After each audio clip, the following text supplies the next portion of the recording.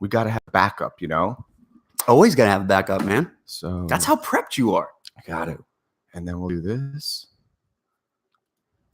So this is cool. Like the Flagler Beach creates like the ambiance. Yeah. So when people come over, so look, we'll do this. Ooh. So we don't see. Now So we don't even like look at it. We don't even have to see each other. Don't mind me if you see I look over to the left a hot minute. I'm making sure that we're still alive here and here. Got you. It's just you and me, baby. It's just me and you. Brandon Brown.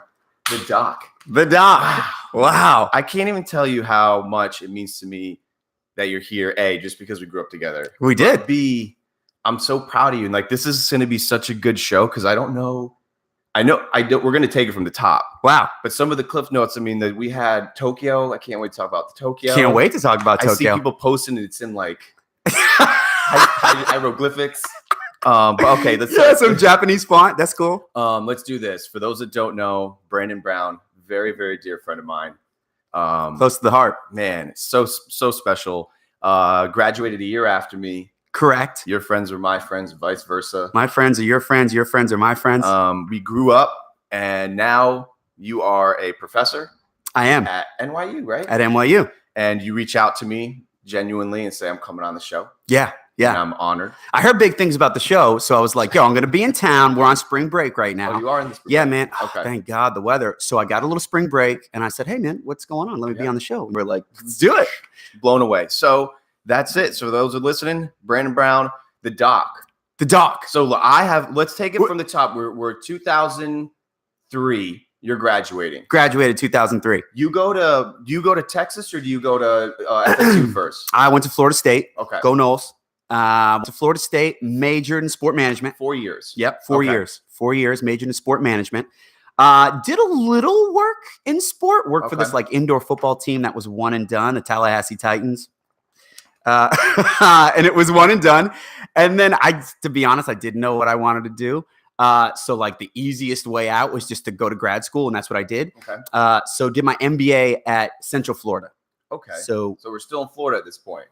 Give me a time stamp. That's nice. Where do we got? We're like 2009-ish. So yeah. So I graduate 2007 and go to UCF. So I work over there in sports for a little bit as well while I'm doing the MBA.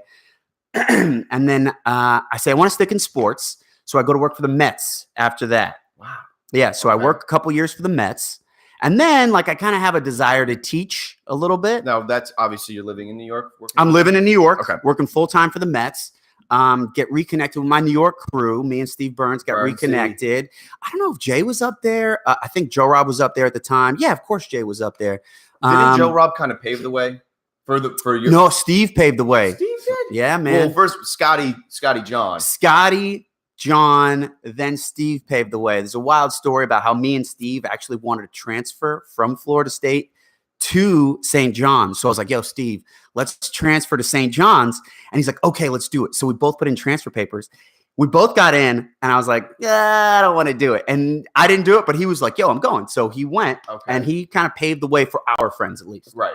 And so he went, and I didn't meet him until, so that was like 2009. No, that was like for him, I don't know when that was. Well, I remember when I would go up, the mix was hot. We had Scott, John. Mix was hot. We had Burns. You've met Galeno at this point, right? Me and Galeno are like besties. He's the best. You can't even explain him. He's great. He's great. He's great. He's going to watch this. He's got it. Galeno, I love you. Then we had Joe Rob's up there. Jay had to have been there. Yeah. Jay was up there. Yeah, Jay was up there. Because I remember just hanging out in very small apartments, and we're elbow to elbow. So that's what New York's about, man. So now you're making a move to when's this? So I go to New York, right? And then so after New York, that's when I go to Texas. I decided to do the PhD in Texas. Okay. So I go to Texas A&M. This is a solo move, right? We don't know anybody in Texas. I don't know anybody in Texas. You're just I didn't know anybody in Orlando. I knew Steve and the guys, of course, in New York, but also I'm originally from New York. Okay. So all my family besides my parents, my mom, she's down here in Florida. Right. So that was easy. Texas, it was like, okay, this is a big move. Let's try something different. Okay. So went to Texas. 3 years did the PhD. Okay. PhD, they kind of make you like a R1, like a research person, like as much as you can. So I was studying consumer behavior. I was studying sport marketing. Okay. But like my thing was teaching. So I always knew that I wanted to teach. So after that, after the 3 years, I went to go teach at University of Tampa. Okay. So I taught 3 years at the University of Tampa. And then God's good, man, got the blessing and a spot opened up at NYU. And so now it's my 3rd year at NYU, man, going strong. Well, that's where I got a little foggy. And then I graduated to this podcast right here. Well, Chef, this is like you're graduating the podcast. Yeah. No. Like, by the way, did you open this up, man? I haven't. See what's going on. Yeah, open it up. Real deal stuff here. Yeah. For those that don't know, I gave you the wrong address too accidentally. I didn't even realize. Yeah, I showed up at a house, empty house. It was cool. Like, bro, I'm here. I'm knocking. Ooh. I literally have no idea what it's going to be. It says that I'm the most amazing man alive. Boss. No, this is great. NYU School of Professional Studies. Like, this is going to be like Institute for Global Sport. Yeah. So this is going to be multifold. One, you get some good stuff, but like when people start to see that you're getting stuff on the podcast, people are going to be like, yo, I need to bring him some swagger. Then all of a sudden you're just going to like pile up some swag. Yeah, I don't even know what that is either. So I tell them like, hey, I'm going to be on this appearance. I'm going to be on this radio show or whatever. Who you mean or so my department. Oh, okay. And or if we have guests that are coming to like speak to the program, we got like the little swag cabinet. And so it's like, yo, I'm going to be on this podcast. Give me some swag. So they gave me some swag. Yo, that thing is fire, bro. Important.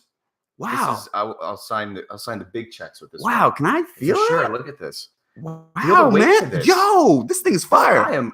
Wow, man. Okay. Nice, man. Nice. Well, thank you, man. Hey, thank you for having me, man. That's what's up. So you're working for, I was, for those that didn't, had no idea who you were, I was like, I got an NYU professor coming. Oh, I'm so proud of you for that. All my friends describe me as an NYU professor rather than describing me as their friend, which is cool, but whatever. Well, you deserve it now. Yeah, okay. Now, how many people, I've been calling you Doc for a hot minute now. Cool. You good with that? Yeah, absolutely. Is that By the way, me and Steve, we're going to come on together. This is the whole thing that fell through. And me and Steve used to have a podcast ourselves called The Doc and the Dog Man. Nuh-uh. And he's the dog man, I'm the doc. And we were going to kind of like take over, but it didn't work out. Yeah, it was. I think I heard about this. Yeah. That was when you guys were both in New York. That was actually remote. Yeah, he was in New York and I was in Tampa, and we were talking Seminoles. How is my Burns? Yo, he's good, bro. I love him. He's great. He's dying. Now, once I said I'm coming on here, he's like, yo, I'm coming on there. Well, he's not here often. I know once in a while for Pops' golf tournament thing, he does still. Yeah, that's right. But he's not here you're not here often either.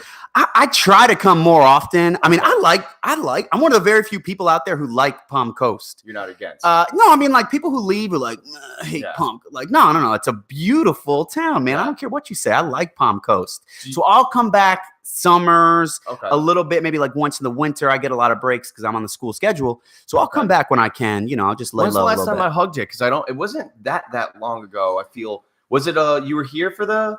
Was it for the tournament? No. October, sometime in October. Our boys like to do a little Oktoberfest thing because we got a bunch of birthdays in October. Right. We kind of make it as tradition. So I think October we saw each other at the bars.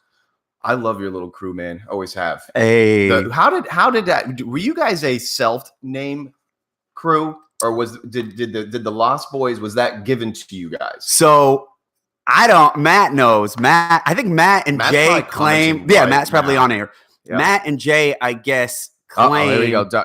Cass is there. Okay. We're not What's supposed up, to look Cass? at the comments. Okay, my bad. Away. Okay. We'll just get sucked in. Yeah, maybe after a certain point, we get looked in. Right. So I think Matt or Jay made it. But I'll tell you like the backstory of this friendship group. So way back in the day, you got to give props to Old Kings Elementary. Old Kings Elementary created this system called, The Family. And it was the class before me, it was our class, and the class after me. And the concept was to get kids in the same class from 1st through 5th grade. Okay. So it was this whole crazy thing. I'm pretty sure probably some people listening were in the family. Together. Because I'm a year older than you, so I was Old Kings. Right. But you weren't in the family. Like there was one class that did this. Oh, it's a one class. Yeah, I think in your grade it was like Danny Matuzak and Scotty, right? I think, right? And then I don't know who the class after me was, but my class, it was me, Matt, Jay, Kelly, Arissa, Brittany Bowen, Jen Evans, right? And so the concept was to create this quote unquote family where we would be together and then disperse and we would still be tight. Okay. But they disbanded it. They're like, that's not working. Little did they know that absolutely it worked, right? Like our friends are still so tight. You guys are. And when you talk to the majority of people, they're like, oh, my best friends come from college. My best friends come from this. Yeah. Like I've known a lot of my best friends since 4, 5, 6, right? And we've still stuck together. I know the girls have as well, Yep. like Riss and Brittany and Jen and all them, right? The whatever, right? The Diamonds. Diamonds. I See, once again, I wonder if that was a self growing up in it and looking back now. I don't really remember how these names came to be. I want to say that the Lost Boys took credit for the name creation. Then I'm probably going to upset people. Then the Diamonds were like, yeah, we'll be the Diamonds. Then there was the 12 pack. 12-pack. Then Kira and Sheena were like, yeah, we're the Miracles. Right? But I want to say we took creation of the namesake. You think kids are doing that these days? I don't know, man. I mean, I don't. Of course, we're so biased. I feel I was Amanda was on the other day, Amanda Growney, and Heard it was a great episode. oh, it was so good, man. Matt is like an avid follower of your podcast. Or is it a podcast? What do we call this? I don't know. Well, I get okay. So this thing is evolving into its own beast, Right. and I've got I have been inundated by people. I have no idea who they are, and they're reaching out, and they're giving Yo. wonderful compliments. Bro, I'm seeing all these, like, you got the Belgium doctor on here. Belgium doctor, you know, I got to tell you, Yo, that he was guy- strong, bro. That one, I was actually a little intimidated because I knew he only had, like, he walked in, he was like, I got an hour. And I was like, let's go.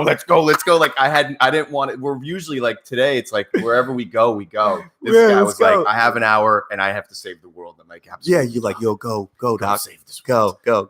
But what an intelligent man. But yeah, these people are lining up. But I love when I have people, I've had people that say, do everyone that you've grown up with. Love Now, that. the message is out, so come on. Like, it's tough. A lot of this is just I shoot it out, see who wants to come back, and a lot of people are like, "Bro, I don't want to be." You know, it's weird. I don't know what the hell to call this thing. So it's very like Flagler centric, like Palm Coast I centric, guess you like could say Flagler, that, more yeah. in Flagler. The Palm Coast podcast could be PCP, and you'd be like, "Yo, come Is that do a some." drug bump? Yeah, that's what I'm saying. Like, you Okay. do some PCP. That would Oh, be we'll do like the your PCP. tagline, right? Well, we already did that earlier. We didn't tell. PCP on PCP. Wait, so you and Burns had a show for a hot minute? Yo, me, Doc and the Dogman had a show for 2 seasons. Killer. Number one Florida State podcast out there. I could see you guys. You can't. I could only. Where is this? Is it on the YouTube? I mean, it's somewhere out there, man. It's probably like, It's hidden in the dark web. it's like, it's on the dark web. Yep. It's tucked way back there. I think like I don't even know if we made it to iTunes or whatever, but I didn't do it. I'm not doing any of that. but it's somewhere out there. We thought about really coming on and kind of like just like taking over your show and just Good. the dog, and the dog, You man. can. I mean, Burns is that laugh and that personality. I mean, Gosh. you Kid's a can't treasure. Can't explain it. to Kid's a you. treasure. If you don't know who he is, The kid's a treasure. Facebook stalk this man and just become friends with this. Just Stephen do it, Burns. man. What a great guy. So the show is definitely evolving into this. Like, I don't know what's going on. I'm not doing the iTunes. I don't have I'm not like an official podcast where you could go on to the podcasting Cool. world. But I don't know, man. People are loving it, and you know Yeah, this. man. If those that are following it, that are getting enjoyment out of it, whatever your rhythm is and your routine, everyone, like I've had some people jokingly there, because I guess they don't really get the point of the show. Right. They're like, I can't watch these things at 10 o'clock, 11 o'clock. What time how am I supposed to watch it? I'm like, you can watch them whenever you want. You can watch it whenever. They're I'll tell you, recording. in my opinion, the main thing you got going for you is like a solid or a clear target segment, right? Like Yeah. the segment of people. Am I wrong in saying this? Are Flagler people? Is this like your target segment? Are you trying to like expand? I think what's happening is, so shout out to Gail Wadsworth, right? Like I'm reaching Wow. out to the greats. Like the Wadsworth? the Gail Wadsworth. Like Wadsworth. Uh-huh. Wow. So there's a part of the show that I hope That's what I want to. I want to be known as like, yo, Brown, the Brown, the Brandon Brown. the Brown. Yeah. Like, because Wadsworth, it's the school, it's the street, it's whatever. Dude, I went to a suit and tie event, which I don't Damn. frequent. I know I don't frequent very much. And she got up and asked a question. And she's one of those people that are just like, when she speaks, She demands the swag. and she's so like quick with the mind, slow with the tongue. To me, anyways. If she's listening to this, Yeah. she's probably like, she's obviously whatever. But to me, she's such a pivotal character in this. I mean, think about it, right? The last name and what she knows. Yeah. But point is, yes, to answer your question, I mean, I feel like the show to me I feel like I'm doing something with myself from a selfish perspective. Like, Of course. I tell my wife, and I'm like, I'm a huge follower of trying to educate every day. Now, Love that. utilizing Rogan's and the shows that are giving away, teaching something, Yeah. not just entertainment. And I've realized that, like, when I started doing this about 2 years ago, 1.5 years ago. And it wasn't. I had the like I wanted to be cooler, faster, stronger effect, and I wasn't pushing it. I wasn't asking guys like you to come on. Like I was too embarrassed. I was like, oh, I gotta wait for I got a better camera. I need better. And then finally one day, Doc, I just said, screw it. Let's go. Like you said, Nice. where's the camera? It's like a laptop. You know, Let's like go. It's keep beautiful. It super it's beautiful. simple. It's beautiful. But yeah, that's kind of where it's evolving, and I'm getting a lot of people now coming asking me to be on it, and you're one of them, Man. And like It's beautiful. That's kind of what it's all about, and it's crazy where it's heading. So I don't know. I do have a lot of people that get in touch with me like how much to be on the show. That's pretty cool. I mean, I would never charge. Wow. Yeah, but I've had people that have no idea about the show, and they're like, or I've asked for them to come on, and they write back and they say, "What's the fee?" And I'm like, "What?" But I guess it's flattering because they see. Absolutely, man. Yeah. How many views do you get per episode? Can we talk about this on air? Yeah, I mean, it's a little inside baseball. So right now, I mean, literally as I'm live, you'll see like most on average we're like 500 plus right as close of broadcast. Cool. Then like within 5 days, we're usually singing or dancing around 2,000. Wow, man. Which I don't even know that many people. So, good on you, bro. And I don't know. Yeah, you do. Well, I mean, I maybe digitally, but what do we, digitally? Jeez. But no, I don't know. That's kind of how it's evolving, and it's just we go live. But yes, Laundry is supposed to come on. Yo, I bet he is. He sent me the best videos the other day. Yo, he wanted me to tell you all this shit. Can I curse? You could curse. Okay. Probably. Can we just get it removed? If you've listened to a podcast, by the way, there's always that guest who comes on and they're like, can I curse? Right? Like, now I'm that guy. So cool. I've made it. He wanted to show me all. He's like, okay, show him this pic and then show him this pic about these like toys, these action figures, these like commercials. He needs to just come on and do it. Yeah, I already forgot. I already forgot what he wants. It means the world to me that people like him shoot me stuff like that. That means completely nothing. There's like no proactivity whatsoever to the day except for euphoric. He sent me this video of him literally. I'll show it to you later. Okay. He's holding the toy. And it's the best video, dude. He's holding the toy. And he's making the sound effects. He's great. He's great at sound effects. And it's literally like 2 minutes. And I watched it probably 3 times. And because not only are the toys that he's playing with, Brandon, are like toys that I had that I don't have anymore. Yeah. But it's he collects. He keeps all of them. Mama Dukes, I guess, just cleared house. Yes, they just had a garage sale with my mom. Him and my mom had a garage sale together. It was a joint garage sale. Would it be safe to say that you and Matthew were you guys the closer of the pack? So I don't want to upset anybody, but we were kind of the foundation. Like, so my mom met his mom because, I'm half black, half Italian. So my Italian mom met his Italian mom in preschool. We were both 4 years old. Right. And she's like, do you know any good recipes? Right. And so they started like exchanging Italian recipes. And now, were you in the C-section too? Were you neighbors? Yeah. So I was in the C-section at first, but we weren't neighbors. And then I moved to the Woodlands. And then me and this back in the day, I used to live in the Woodlands. Right? Did you? Burns and yeah, right. So I think Jerome Davis. Get out of here, bro. Yes. So I think I was there maybe on the later half. Okay. Like New Woodlands. I was in the first. I was. You know what this is? Woodlands Crew. Yeah. Bro, be careful, bro. We can't be flashing that Woodlands Crew. By the way, when I went to Texas A&M, their defense is known as the Wrecking Crew, and they would toss that up, the WC. And I was like, no. That's Woodlands Crew. That's Woodlands. So I was in the Woodlands Crew, and then I brought kind of Steve into the fold. Okay. And then Matt was in the C-section. He brought Joe Rob into the fold. Okay. And that's outside of when we were in the family class, and that's Jay, Kelly, and whatnot. Right. Steve had known Chad. We would go to 5th grade. We switch up classes. We meet Joe Portal. Joe Portal brings in his cousin, Andrew. Matt knows Mark and Ryan. Bring him in. And next thing you know, we're like one happy family. Shane's in there. It's a beautiful crew that you have. It's a beautiful. I think about you guys a lot and not to make it sappy, but he comes up in all of them, and God bless it. But Matthew Robinson, I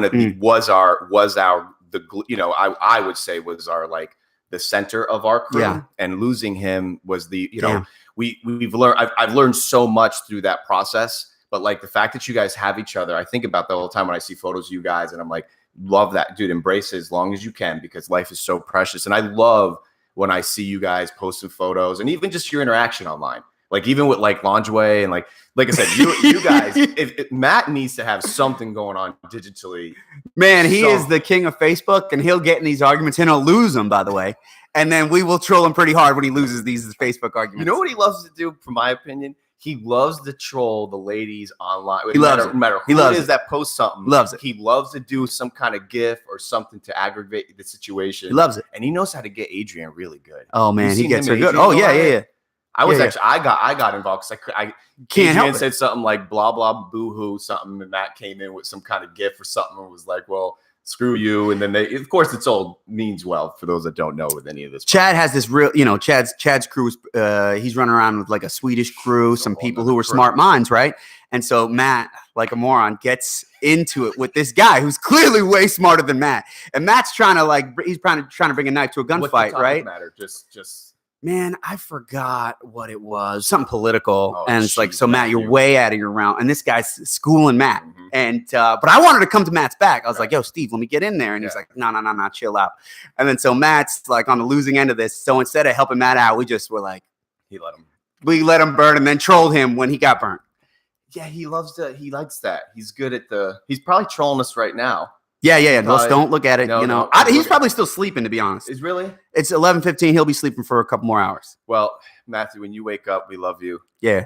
And it's what I wanted him to do is come on the show and just bring toys. Yeah. No, Just- that should just be a the toy theme of his show. show. 100%. Tell him to bring toys and he'll just talk shit about his toys. Yep, I want him to do that. But the thing is about our friends, I will say this, man. I don't know what our perception is or how people think about us, but I don't want to say we have the best of reputations. But I mean, a lot of us are successful people, and that's fantastic, man. You got Steve and Jay doing big things in solar. Yep. Drew's an Emmy Award winner, which is Nuh-uh. fantastic. Me and Chad I are knew- doctors, right? nothing about Andrew's a this. doctor. And so Joe Portal owns his own restaurant, so like I love that we've all done well with ourselves. And you guys keep in touch, which is, like I said, I think I was talking about this with a man and even Patrick, and it said, I wonder if it's like a Flagler thing, because we're growing, we're in it now. But those that I have come across that are not in Flagler, that you do say genuinely, like, do keep in touch with friends, etc. It's not really common. And a lot of people moved It's around true. a lot too. It's true. Not a lot of people stayed for 2 decades, a decade plus in the same spot. That's right. So what we were blessed with, I mean, I was thought, who called me out of nowhere the day? Mike Faria. Do you remember him? He lived in the C-section. It's okay. Yeah, I do, Mike. Yeah, No, of it's all course. right. He was in and out, but my point is, he called me the day. I think so, actually. And No, what I that's a true love- story. I think I do. You Matt, would know him. He lived in the C-section. The problem is, and he'll admit it too, like, he was just in and out. He wasn't here for the long. That's the point. He said, I Right. wasn't there as long. He was in and out because of schools and traveling. But here's the crazy thing. I love talking with people that have known you for like a decade plus, if not 2, and they have that one story that they remember. And he told me a story about about me with him that I totally didn't remember, which makes sense. I'm not disputing the story. yeah. But I have a story about with you. You and me? Mm-hmm. One of the best. One of my favorite times with you guys, the Lost Boys, and this is where, like, do you remember when our crews would mix? We never really had a name, but me, Scott, John, Eric. Do you want to know what our crew called your crew? What? I don't know. You guys don't know Was this? it bad? It was called, you guys were called the Yeah Dogs. Because you would always say, yeah, dog. Yeah, dog. My bad, man. No, we had. Okay, We so never had like a brand though. but I we were remember that. we were super tight, so it's cool. So Well, it's I cool. remember when our parties would like Yeah. We crash. weren't always tight at first. We were kind of like we clashed a little bit at Well, first, and then I think we were. The problem was we were all alpha males. yeah, going for after sure. the same women. Yeah, Right. for sure. I mean, that was see, to me, when I look back on high school, I wasn't scholastically gifted. So mine was like Bulldog Break, and then like I was like, ow. I have a story about you with that. Speaking about Bulldog Break, which Bulldog. isn't inappropriate for here, so It's- we won't tell it. It's inappropriate. It's a story about Bulldog Break. Anyways. Oh man, I want to know. Okay, so it was about Bulldog Break, and we were talking about the cookies that Miss Noble made, right? Yeah. Right, and That was yeah. this was a time where we had met up in Flagler maybe like 2 or 3 years ago. Okay. And we were talking about Bulldog Break, and we were talking about the cookies, and then we bring up Miss Noble, and you said something about Miss Noble along the lines of like, damn, Miss Noble was so hot. She was beautiful. And then some kid out of nowhere says, hey, Miss Noble's my stepmom. That was Sean. But he always corrects me for that. I haven't seen him in man. a while. Shout out to Sean Noble. I love you. I love him. He used to be around a lot more often, but I think he's. So what's your story about me? Oh man, I remember we were at a house in the C section. It may have been. I could tell you that literally I could give you an example of the house. The house had an extended little kitchen table off to in the kitchen into the dining room. And there was this little table that was like connected to the counters. Okay. And it was like waist high. Okay. And we were all there. And I say we, meaning like it was just like a crew. Okay. I think it was more your crew. Like it was one of those parties where I was like just crashing with you guys because maybe my crew was at like partying at the cul-de-sac at Scott's house. I haven't made it that far yet. So I didn't have wheels either in high school. So I was always contingent on like whoever was going to be the kindest soul at that point. Wow. And this is before Uber, you know, the drill. So I'm like, oh, man. I think it was Lonjoy's house. Okay. And that's where I grilled. And that's where Matthew to this day calls me the grill master. We were beatboxing. Oh, you could beatbox. Of course. And I remember this. Like I said, I know exactly this night. This night was for those that grew up with me and like when I was at my like the apex of my good time in the night was when we would beatbox. Oh man, you were great at it. I mean, we were great back then. We didn't know what was bad. So that was, you know, yeah. That's carry true. a tune and that's just put 3 words together. Actually, remember David Sanfilippo, yeah, Lions, all those guys. We could just a whole nother level. We didn't have the social media. We didn't know how good we were or how bad we were because we couldn't just YouTube like. Yo, Steve can spit. By the way, when he's on here, have him spit. Yeah, I'm not going to do it, but have Steve do it. Well, I think it's one of those things you have to be somewhat. A little bit inebriated, a little yeah. Takes the edge off. This was never a sober activity, but I remember we were having the best. And of course, it's just like now it's just like this haze of. But what a good time, man! It was a great time, and I always loved chilling with you guys. But yeah, that was a really really good time. Were you there the night we partied at Rissa's house? Were you one of them? I'm sure her aunt's house. We weren't supposed to be there. We all were swimming in the pool. I think that's the night that Jimmy and Amy basically became a couple. I mean, this party had birthed a lot of relationships that are still existing. So my memory is horrible, and my friends get on me all the time about it. So I'll say that I'm not there, and then somene's gonna come back and say, "You idiot, you were there, you did this." In the pool, we all were in the pool. See, I kind of remember like Bixby in the pool. Blast! That was another beatboxing extravaganza. That was like another one where everyone was just lit. Oh man, I'm sorry, I don't remember this. So my memory's horrible. Slipping you? Has this always been a no? I don't know, man. Like, how do you have a PhD now? It's like a short-term memory, or like just certain people. Someone texted me like a picture and like, "Yo, can you believe what he's up to?" And I was like, "Who is that?" And they're like, "Are you kidding me?" So yeah, my memory's not all there, man. All right. If it gets like triggered, then I could be like, okay, it'll click. Remember. Yeah. Well. So let's do this. Are we want to talk women's? What do we got in the women's department for those that are curious? Oh man, wow. Come on, the baby. spot? No. Let's skip that topic. Okay. Well, that's genuine. That's that live.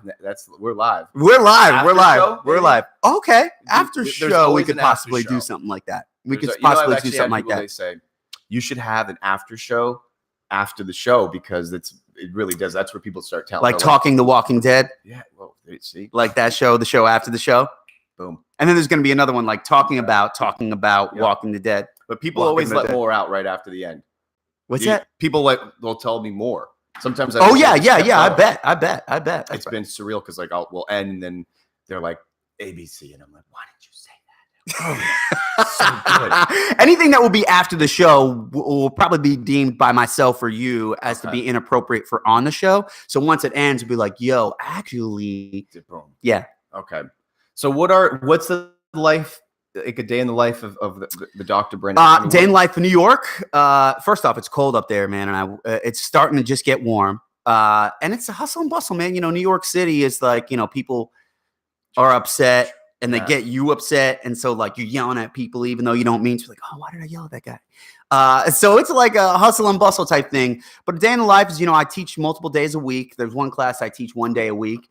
So it's just going to the office. You know, you'd be surprised, man. There's a lot of stuff that you got to deal with because it's not just teaching. You know, you got to be on all these committees. We're doing somewhat of like an awards show for my school. And I'm in charge of the group that's doing that. So I'm like in and out because of that. So you're on all these committees. So you're in and out of the office for meetings. You have to meet with students, not only like academic advising, but you also have to tell them like what's going on in life, career, internship lessons and stuff like that. So you have to do all that, but you also have to go to class. You have to start grading. So wait, where's Tokyo come in this mix? We skipped the Tokyo. We did skip Tokyo. So that's day in the life type stuff. So myself and another professor got asked to speak at this conference and then teach this course over in Japan. And it's this university called Keio University. Okay. So they wanted to like dip their toes into sport because sport management, it's pretty big in the United States. And even me saying like, yo, I teach sport management, people will be like, what's that? Right? It's like the business side of sport. I guess the easiest way you could say it. The George Costanza side of things? Yes. George Costanza is the dean of our office. Right. I went to a conference and it was literally talking about that one episode where he's teaching Bernie how to swing. He's like, it's physics.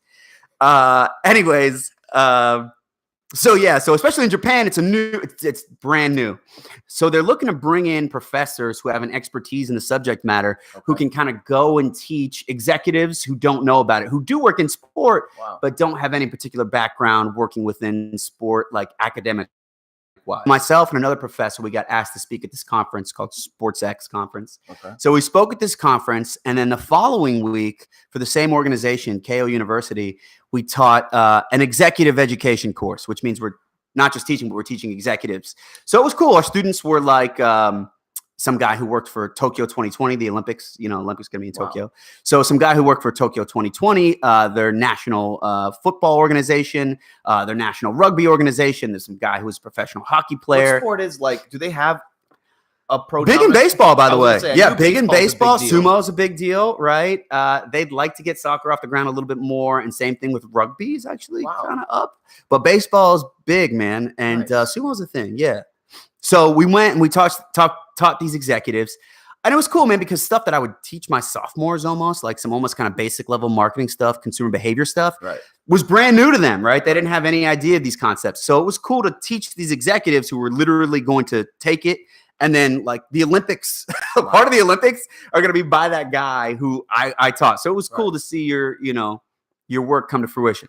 I think it's amazing too, because you were out there, and from what I saw when you were posting and stuff, the experiencing of with that culture too. I mean, dude, you seem to just like you were in love in a good way. I mean, like the food. I remember I was watching all your posts, and it looks like you really made some great connections, man. People still posting on your wall. So for one, I've been to a lot of places. Hands down, Japan. Food, number one, man. Really? I mean, not everyone would agree with me because they have different tastes, but man, just blown fresh, away, huh? fresh, amazing food. Love the food. And yeah, like it was cool because, man, nobody can drink like the Japanese, man. Don't really. These are things I wouldn't know. Oof. They get down, dude. What are they drinking these? Man, they love a good Kirin beer, just straight like regular beer, but they love whiskey and soda. They love some whiskey, boy. So a lot of liquors. It's either like whiskey and beer and sake. They don't like have these mixed drinks. It's like whiskey or beer and sake. A car bomb. At least my crew didn't. And by the way, so I was actually in this conference called Sloan. It's a fantastic sport management conference, or just a sport conference. Awesome conference 2 weeks ago, and I went because I was being kind of like the chaperone for my students. All of a sudden, I'm at the registration. And I see my man from Japan, and he's like, Branda-san. I'm like, Hiroshi-san. We hugged it out. It was legit. So we're super tight. And we went drinking out in Boston. He's like, let's get drinks. So I was like, yeah, for sure. So we got drinks. And the Boston waiter was like, first off, he's getting a little annoyed by the not clear communication. Right. And by the end of the night, he was just like, oh my goodness, because he couldn't believe all these drinks that the Japanese order, whiskey, beer. And he's like looking at me, this Boston guy, and he's like, oh man, you guys are getting swan off your quad. He was all Boston and stuff. Right. And I was like, yo, no one can drink like the Japanese. He's like, but they're not big. They just know how to take it down, man. Know how to take it down. They just know how to do it. But you seem, like I said, the people that were in those, that you have a really badass shot of you in that, like there's a big shot. Was that from Tokyo, or that I don't post much. I know you don't. But I have a video where they're like tossing me up in the air. Yeah. That was cool. So that was our last day of class, and I finished teaching them all, and they're like, we're going to the bar after. Right. Done. So I go to the bar after and they're like, well, hold on, we do this. And it's this, like, I don't know what it was. They're like, we do this. And I'm like, and they start Like you throwing won me a up in the air. championship. Yeah, it was cool as shit. Yeah. But that's got to be what an amazing feeling. Because first of all, going there. Second of all, being under the, under the circumstances of it being work related, it's also even more beneficial because you're like, wow, you're living a dream. You're living what It was cool. you wanted to do. And so one of the students as well was part of ANA, the airline company in Japan. Okay. And so they're actually sponsored. Their conference and their whole teaching structure is sponsored by ANA. And because of that, I get to fly business class, which was like, I've never flown business class before. And I'm like laying down on the trip. You got So to fly there and back business yeah, class? it was super legit. So I've never, I'm not like first class guy, man. So to fly like a first class type of way was like new for me. It was fantastic. So I say that to say all around the trip was just fantastic, man. It was life changing. a blessing. Would you It was say? cool. Or was it? It was definitely like, so you've been traveling, right. like I said. So this wasn't like, but at the same time, it was part of. I will definitely say, so I was Tokyo, and then afterwards, I could do some of the stuff on my own. So I spent a couple days in Kyoto, right? And man, Kyoto, that was like, it's one of the coolest places in the world, and I can easily say that. Like, it's up there with the places that I would go back to visit. Wow, Kyoto, definitely, because you struggle, by the way, like if you travel a lot, it's like, oh my gosh, I love this place so much. But I still haven't been to Belgium. I still haven't been to Ireland. I still haven't been to, wherever it is. So it's like, do I want to take my travel time to go to a new place and experience something new? Right. Or do I want to repeat the time I had because it was such an amazing experience? So it's like, but that's one of those places you would go back? Yes, Kyoto for sure. I got to go back. Wow. Got to go back to Kyoto for sure. It was outstanding. But you were solo there and back though? Like the ultimate travel time was alone? I was solo, and then I met up with the other professor, and then we hung out for the time when we were teaching, and then I was solo afterwards, and then went solo back. Yeah. I personally like the solo travel. Solo's cool, man. I mean, don't get me wrong. There's a time and place too, and like I've been married now, it'll be 6 years in March, so like everywhere I go, she comes with me. And that's not she actually. If it wasn't for her, she just takes care of me. So, but that solo travel is good for here, good for here. Ooh. Those moments where you're just like, the world's going a million miles an hour, and you can. It's cool to sit back, take a breath. What have been some like revelations of Brandon Brown in the last like 5+ years, or since we haven't high school is way too long ago now, but like have you gone through some pretty good and bads that are like some life? I mean, because that's just a real question, man. I haven't seen you for a hot minute. Don't get me wrong. We do the bar. I get to pass. Yeah. Once in a while, but I love you very much, and I'm very, very proud of you. Has there been something, if you were to like basically almost like metaphorically turn around and help the guy behind you, like is there something that you've gone through, good or bad, that you're like, look, definitely don't take that road, maybe make this phone call, that maybe people that are pursuing exactly what you're looking for, yeah, man, I would say like, I think just the difference between me and some other people, or just the fact that they've one way or the other stopped grinding. Right? Like just keep on going, man. You're going to get there. I think a lot of people are impatient. And so because they're impatient, they just stop the grind or being content. So I think like the worst thing that you can be is content with something, because once you're content, you just sit there, man, and you just stop living the life that you want to live. So keep on going, man. Even if you're going like 2 miles per hour, you're eventually going to get to your destination. So did you ever hit a point, Brandon, were you like, we're going to give up scholastically or nothing too scary? I'm not trying to. Yeah, no. The only thing that comes to mind is in my first year in my PhD, I wasn't sure if I was, you got to have a 3.0 plus average. And man, the PhD courses are tough. So you basically get a ride to do a PhD, right? You don't pay for your PhD. If it's done right, you're going to be a graduate assistant while you're doing your PhD. And so therefore school is paid for it. Okay. And so my first semester, I didn't know if I was going to pass this class, and it would have debunked my whole average and I wouldn't have been on scholarship. And so therefore I was like, man, I can't afford it. I'm just going to go back to work and decide this PhD thing's not for me.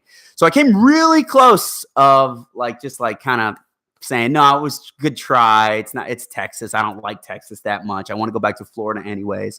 But one way or the other. First year? Yeah, that was my first year, first semester in Texas. Like one out of the many classes you're taking was just like. Yeah, really? I don't want to call out a professor or anything like that, but it was, according to me, by the way, it was a miscommunication. And he didn't seem to think so. And so it was just this class that I thought I was going to fail, and that would have brought down my GPA. But I had to go to this other professor and talk with him, be like, hey, man, can I get this bump up on grade over here? So it bumped back up my GPA overall. And so I was able to keep it. But there was a time where I didn't think I was going to get it. And then I said, you know what? It's just not for me. You were kind I'm just going to stop. Formulating a backup plan, like going home. Yeah. I'm going to hang out. Matt, just like start my own video cast, you know. Right. No. Come with me. Yeah, exactly. This is going to be my life right here. But no, but it was good, man. You know, were you? I was at College Station, Texas A&M. Where is that in Texas? Is it Dallas? Is it? It's about an hour and a half away from Houston. I would say if you're going to look at the whole thing of Texas, probably southeast of Texas. Okay. Hour and a half away from Houston, hour and a half away from Austin, 3 hours away from Dallas. I'm only familiar with like the Austin. I've driven through it twice. Texas is huge, man. The worst. So this is wild. So do you know, like, so from west to east, right? Texas. Yeah, right. We're looking west to east of Texas. So the distance from west to east to Texas, if you go from the east coast of Texas to the rest of the United States, Texas is bigger than that. It's crazy. And then from the west coast of Texas to the rest of the United States, Texas is bigger than that. Same thing with north and south. Yep. North tip of Texas to the United States, Texas is bigger than that. South, right? Obviously. Isn't it crazy? It's a humongous state. You know, I didn't know either until I was there that I'm sure it's still like this, but they're allowed to technically to fly their flag higher. Like no, it's a thing. They're the only state that they're the only state that can fly their flag the same level as the United States or flag. high or above. Yeah, I think right. Is it above? Maybe like government buildings aren't allowed to do it, but like if you've been, any place in Texas has the flag literally like on the pole above the American flag. It's wild. Now, to a novice like me that doesn't really know anything, I didn't know. Someone like I said, I've driven through it twice, and it was like that GPS was not. my little dot was like, "Am I ever going to get through this state?" It's wild. You know, they have like coming up. You don't just take history lessons; you have to take Texas history. Like, imagine if we had to take like Florida history on top of American history. Prideful. They love their Texas, man. They love their Texas. Too, I think that they're allowed to retract from being in the Union of the United States at any point if they so choose to. Did you ever hear that? I think so. I'm sure it would never happen, but I think there's some kind of bylaw that if they get grumpy enough, they can be like, peace. I would be remiss as well. I gave a shout out to my Lost Boys. I'm also part of a crew in Texas. We'll leave it to you. The IHC. You're a magnet for this. We're also 12 deep. You got a 12 yeah. And every year we do a tailgate at Texas A&M. So really? IHC represent, yeah. Damn. But you know, that says a lot about you, man, that no matter where you've gone, people always are very attracted to you. It's cool, man. It's cool. I got a lot of, and even like, this isn't a brag, but like the fact that I was in Boston, ran into my dude from Japan. Right. And now we're just chilling, me and my guy from Japan. Yep. Like, yo, I got people in Japan. That's cool. That's a cool thing. It's a blessing, really. It really is. And I've noticed not everyone like a lot of people don't have that kind of quality where they you know, maybe they don't want it, but those that do want it, it's a fantastic thing. It's I feel, not to get like weird with it, but I believe in the guy upstairs, dude. And I feel like there's because I'm in that same category. I've been super blessed. I seem to like where I go, people want to like tell me things and talk. I think it's because I ask questions though. It's nothing really new under the sun. Just ask a simple question and people just tell you. And you have that characteristic about you, and it's great. But I feel like I have a moral obligation to kind of remind people, like Matt Robinson did. It's like just become their fan, and you've always been like that. You've always become someone's like, hey man, like how things going. Man. You gotta love people. If you're talking about life lessons, just love people, man. Right. Just love people. They're great, man. Well, after what's in the pipeline for you? Like travels, what do we got going on? Like work wise or just life wise? Brandon Brown. Work wise. So I'm teaching, and people say like, "Well, what's next? What are you going to do?" Right. So I love teaching at NYU, and it's fantastic. What I'm also doing is some research consultations. So when you do the PhD, man, you just become like a research person, and it kind of eats you up. It's like continued education for life. Absolutely, man. So you almost kind of like become a really statistician on top of like social sciences.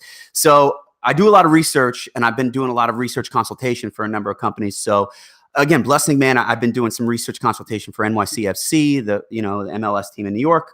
So for the Nets, my company's doing a big time project with Fox Sports, which is super cool. We're studying the new generation of fans, which is awesome. I think I have something in the pipeline with NYCFC again sometime soon with their social media. So that's going to be cool. So that's next, man. That's next. And I may go back to Japan this year. I'm not sure. I'm not sure. That means you really, really did. Because my wife and I battle with that a lot. We go somewhere and you like it so much.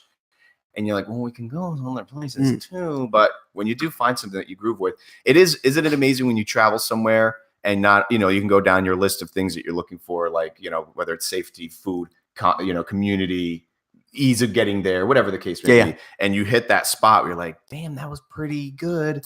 You have to battle, like, should I go back? Let me ask you this before I forget too.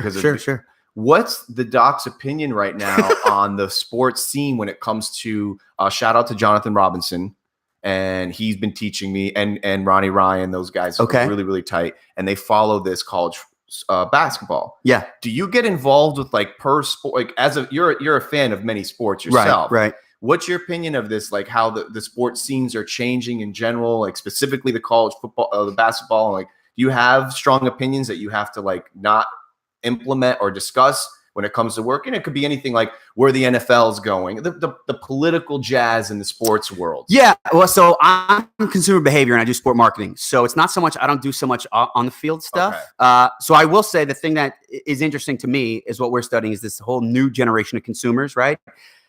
The headlines that you'll see are like, people don't like baseball anymore, or people aren't liking this sport anymore. Right. And it's kind of based off of like basic Nielsen ratings, which is like eyes, like viewership eyes, right?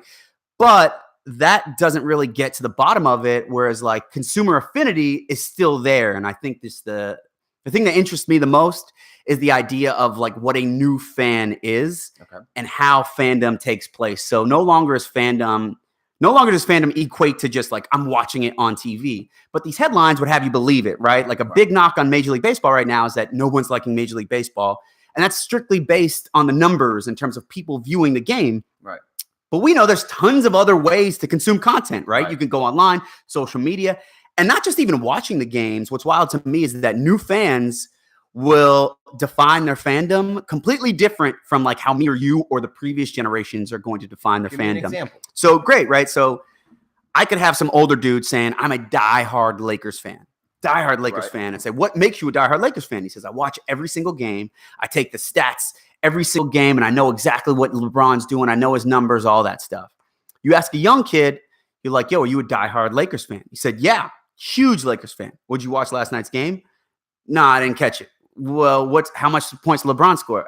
I don't know. Like, well, what makes you a diehard Lakers fan? And say, well, I know what LeBron did last night because he was on Instagram. I know what his kids did, right? I followed the whole team on Twitter. Yo, their center's doing this stuff on Instagram, right? So there's all these different ways in which they view fan avidity. And who's to say that person's not a humongous LeBron James fan or a humongous Lakers fan? So just like the terms of how we've changed the definition of fandom, right? Right. Because scale of 1 to 10, if you ask that old person, like, yo, 1 to 10, how big of a fan are you of the Lakers? He's going to say 10. You can't dispute the kid saying on a scale of 1 to 10, how big of a fan are you of the Lakers? Right. He's going to say 10. Just because he hasn't watched the game, that's not going to take away his or her fandom according to them, right? So just this definition of fandom is kind of evolving. And so the networks are kind of consulting us, and there's been doing a lot of research on how we can like monetize this, because it's all about the dollar. I was just going to say, it bleeds into this. How are these conglomerates, are they capitalizing on this monetization factor? Right. And so there's going to be like this big bubble that may burst. And the bubble is that like they're paying all this money. So for like CBS, for example, is paying money to the NFL or the NBA, right? And that's how the NFL will get its money because of these big time TV contracts. But they're getting their money, CBS and NBC or whatever, they're getting their money from sponsorship and advertising dollars. But the advertising, the sponsorship dollars, they're dictated upon the eyeballs. And so if people aren't watching, the advertisers aren't going to give up the money, and the CBSs, the NBCs aren't going to see a return on investment, and they're going to start to lose a lot of money. Right. So hence why Fox Sports is really in concern, like, yo, how are they consuming content? So we're literally studying it right now. Wow. I can't say that we have no, of course, results. And even if I did, I'm not too sure if I can share them, by the way. What are they? But this is a big issue in sports. Man, so if you're asking me like, yo, what's the hot topic in sports? To me, this is the coolest issue in terms of like, what's a new fan? How are they consuming content? And how, by the way, the league's going to fight off like illegal content consumption.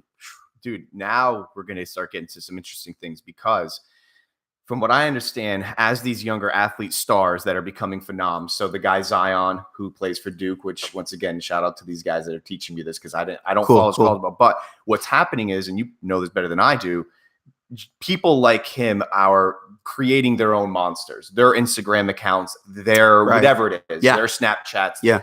So those have become these monsters, right? And you're right. So it's interesting is you've got, let's just take a kid from 15 to 25, or maybe even younger. I'm not sure, maybe 10 to 25. And they're huge fans of Zion. We'll use him as an example. Sure. They're not, maybe you're right. They're not watching a 4-hour game and Betty Crocker advertisements every 30 seconds. They're literally just watching Zion strap up his shoes and a Snapchat of it. But once again, you can't dispute that they're not fanatics and following. Right. Exactly. Right. But how does the monetization factor starts to open up a big can, because technically speaking, these college stars, et cetera, are not supposed to be in their advertising. Then you move into the superstar athletes that are professionals, and that opens up a huge can. You're Nike and you own Ronaldo, or vice versa. Yeah. At this nice, point. Nice. But now, God forbid, Ronaldo is on an Instagram account taking a sip of a coffee from. Yeah. And it's creating this huge thing. And that leads me into this point, is that I've been supposedly in the Netflix is hurting more than and just average, like people that don't, we're just watching. But if you look over the statistical data, supposedly wherever they're pulling these numbers, places like that are absolutely hemorrhaging because we're going to different places to find that content concentrated on our time. And we're not watching a 3-hour show skit. Oh yeah. And there's portals like I don't want to say them because they're bootlegs, but there are a lot of bootleg portals out there for us as sports guys. You take a 90-minute soccer game and let's say it's West Ham versus another team that's not top, but we want to know the results. We go to these bootleg things. They condense the game to like 30 seconds of the highlights. And it's interesting because so you're like studying this right now. Literally studying it right now. Fox Sports came to us and they're like, yo, we're really worried that kids aren't watching basketball. The numbers are down. I'm like, yo, that can't be the case because my students love basketball. Right. And then finally, I have these personal conversations. It's not real data just in the classroom, like what I'm gathering, but it's still representative of a lot what they're thinking, right? So I remember saying to them, like, well, you guys like basketball, right? What's your favorite sport? And the majority of them said basketball. And then finally I said, like, well, how do you watch it? All of them Reddit. That's how they consume their sport. None of them on NBA TV. None of them on, CBS or these main stations. The paid features are not. Right. So it's like, it's crazy. I did have one kid say, I miss commercials. I thought that was interesting because Reddit will show it and it just blacks out. And so they don't just like viewing non-content. Right. So it's super interesting. But the thing is, it's hard for the NBA because they can't just put a Band-Aid on it, right? No. They can't just like block one Reddit subreddit, right? And then all of a sudden, because Reddit's going to come out with a new one, right? So I guess the move is just create better content. So one of the things, obviously, is the virtual reality. So I got the Oculus Go, super legit. You a fan of it? It's cool, man. It's cool. Your eyes burn or anything when you're using it? Kinda. I've heard about this. Yeah. Kinda, man. What do you do? Your eyes 30-minute stints, an hour, or depending on what you're playing? It depends, and I don't use it too much. But the thing that I do use it for, or I have used it for, is either to watch NBA replays, or if I had the chance, live content, because you're literally courtside. Like that's here. Like we're virtual reality courtside watching sports, and that's fantastic. You're like sitting next to Jack Nicholson. Yo, it's sick. I'm like, Jack, what up? And he goes, Jack. But like that's creating better content that Reddit can't keep up with. However, soon enough, Reddit will have VR, right? So like you can't keep on doing these Band-Aid methods. So you kind of have to find like a way to get new pipes rather than putting duct tape on the pipes. Amen. So we're in the process, man. We're in the process right now, taking care of it. It is interesting. It's changing. It's changing a lot. And those that are just, I've been trying to tell this to like at dinner talks with my grandparents and my parents and stuff. And, when things come up that are hot topics, whether it's like a marijuana thing or a CBD thing or whatever it is that's controversial, it's so amazing for us now if you know where to look to get the content. Well, I think we're in this weird digital era right now where they're still loading, which won't be here another 10 years from now, I think. I still laugh. Wires and loading are still comical to me. Yo, like, 5G? Do you know about 5G? Well, we don't have you're in Flagler, bro. I don't think it's out yet, but like, so I guess 4G was like however many times faster than 3G, and it like overnight. 5G is supposed to be however many, like 50 times faster than 4G, which is, they said it'll take you literally to download a movie right now. If you were to download a full length movie, it takes about like 3 to 4 minutes, right? If you get 5G, it's supposed to take you 11 seconds to download a full length movie. Think about that. I never get too excited about that stuff because where I'm at. So I already know that we'll be the last. You know what I mean? By the time come on, that Flagler connection. We're trying. You know who actually? Shout out to Nicholas Klufis. He grew up with us. He's on the city commissioner board now. bro, get some. He's youth and he knows the importance. Come on, of, like, Nick. He's getting that fiber. He's getting that fiber. I saw him the other day. He's laying down the fiber? Well, the fiber's laid. Wow. And he's like, why are we not using this fiber? He's like, Do I know that's not his demeanor at all.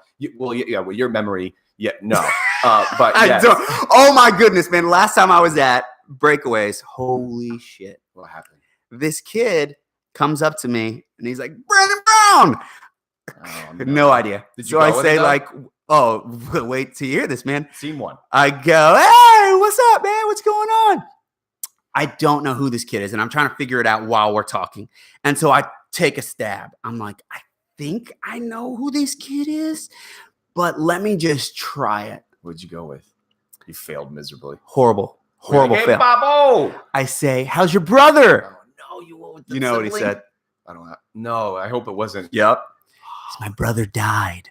Oh my goodness. There's no. Clearly not this kid. Oh, That's a Costanza move I right said, there. when? Yes. Oh God.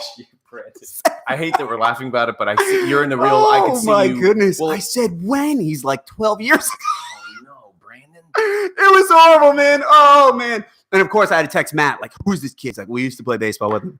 He might be watching, bro. Yeah. I'm sorry. Well, I still don't know his name to this day. To your defense, I mean, man, you haven't been here, and people, like I said, you carry that like novelty brand of like Brandon Brown. Like I said, I told Sheena you were coming on the show, and I think she was like, "Damn," because you carry. It's not like you're down the street, man. It's not like you're. It's not like we're gonna bump into you. Yeah, yeah. And I'll tell you what, us Flagler folk. We admire, we love and enjoy when we run into each other, but we're not. It's not uncommon to see you, dude. Have you been out? Oh, actually, how long have you been in the hood now? Like to this trip? What's today? Monday? Today's Monday. Thursday. Since Thursday. Yeah. How long are you here for? Wednesday. Oof. Because I'd like to do I have a soccer game tonight, but maybe are you going to be? What's your Tonight? My cousin's coming over, and I'm making fried chicken. Okay. So I'm half black, half Italian. Right. Last night we did sauce. Mom did a The sauce. Tonight we're doing fried chicken. Okay. So like both ethnicities. Well, do like you pumping. think we'll talk about this too after the show? But I want to steal. I got a kill fried chicken recipe, by the Do way. you really? Yeah, You yeah. want- Like you I could want go to- on it. I you could want go to, on. like make a. Like, So this is my thing, man. Steve, by the way, showed me this awesome show called Ugly. I'm totally going on a tangent, stealing your shit. My bad. oh, dude. You kidding me? Ugly Delicious. Fantastic show. And it's all about each and every episode is about a different piece of food, Okay. right? And it's all about examining like, okay, where did this food come from? Is this real this, right? So like there's one episode on pizza and they asked the guy in New York and pizza like, yo, what's up with Chicago? And like, that's not real pizza. What about pizza? That's not real pizza. And they go to Italy and they're like, what's up with New York pizza? And like, that's not real pizza. So it's like the philosophical question of like, what is real pizza? Is there a real pizza? Right? All that stuff. But in it talks about the culture that brings up this food that became famous because of the cultures that were behind it. Love it. Anyways, watch the fried chicken episode. It's actually pretty like based in sociology and it's pretty deep, right? But man, I had to say after that, like I took off, did tons of studying. I studied up. So it's not just some random fried chicken recipe. Went through tons of recipes. And man, ooh, Perfected do I got it. Ooh, I got it, boy. Who could I ask about this? Oh, okay. Because I hosted people me- for the national championship game, college football. Had my fried chicken. By the way, there's some pieces that are left aside for honey fried chicken. So you get your fried chicken, then you get your honey fried chicken. Okay. Boy. Ask Jay. Salvage. Ask Steve. Steve's a big cook too. So when Steve bit into my chicken, he said, unbelievable, dude. When he said it's unbelievable, that's how you know it's good. This is how you know it's fire. Sounded just like him too. Anyways, fried chicken tonight. That's what I'm doing tonight. You're playing a Wow. soccer game. What's going on? What you want to show me? No, I just want to hug you again. Well, you said in there was public. something about Flagler. Oh, You said, have say you- when's the last time when you've been in the run hood? into people, I enjoy that. Oh, me too. Like I said, there's still a large percentage of people that we grew up with that like Flagler. And Well, you're that's what- bro, you kidding? Like I Flagler's great, man. love just turning around and like I saw Josh Bode yesterday. You know, Oh, like, that's cool. Remember Matt? Is it Matt and Chad are coming here next month? Yeah. Yeah. By the way, I want some Chad on the show. Got to get. He's going to be talking about. If people don't know, we're watching Yeah. Flagler Beach right now. That's Yes, what's we going are. on to give you behind the scenes. Mhm. But Chad is all about the beach I know. erosion. You know about that. Yep, he was here. It's not Rayman. It's not. He is coming. Okay, on. when he comes on, I need you to have a tally. Okay. Maybe people watching you do it. How many times he says "men"? It's his Swedish thing. It's like not Rayman. That's his thing. So Isn't it Tally is amazing that man. He can speak. He's. He's fluent Swedish. Oh, I know. Yes. You heard our Swedish story? The Sweden story? Yeah, he told me about that Crazy. randomly. He told me about that when I went up to visit him. The craziest thing that ever happened. You have He's no like in a rush to the airport, right? And I you could just train or randomly ran something. into him. It was probably one of my darkest hours of my traveling life. I was all lost, bro. Get outta here. So lost. Get out of Yeah, here. scary lost. Literally about to go to work. I had gotten asked to go to Sweden, go work over like at this company. You want to talk about imposter syndrome? I'm like, I have no business being. I have no idea what I'm doing. I have no idea where I'm going. It's one of the scariest moments of your life. I was an avid traveler then. I could travel now, but man, is Sweden scary because in no disrespect, the Swedish people, they're gorgeous. Super nice. No, they're not nice. What? Which part of the hood were you in? Sweden, Stockholm. Stockholm. I had never been up Stockholm. Okay. Bro, it's Manhattan, like fashion. These people were gorgeous, girls and dudes. Everyone was like 6'4" and like just beautiful, blonde. I mean, dude, like the apex of the world.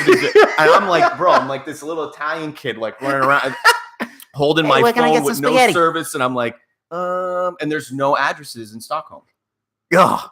So I'm literally like, excuse me, sir. And they're like, this is I'm insane. not kidding you, probably about 5+ people say they couldn't speak English. And I'm like, you're like fucking liars. 10 languages. I know you can. Totally. They totally can speak English. Absolutely. Half of the tech stuff that we use was at that time, the Skypes and a lot of these things, all Swedish.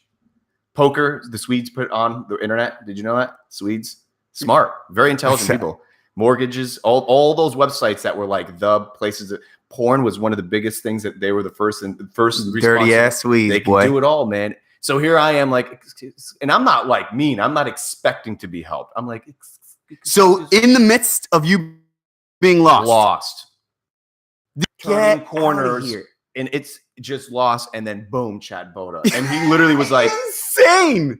You have no idea what it meant to me because he had things to do, but I'm like, I like could cry. You probably did cry after he left. I was like, because he did. He was like, buddy, and I'm like, thanks. That's all I needed. But he was just it's like, okay, I got this. That's insane. Late to work. It's like his angel, God's angel, sent down in the form of Chad Boda. So that story will always be. But he's coming next month. Josh has told me I want him on the show. What an amazing thing he's doing, saving the earth, man. Josh or Chad?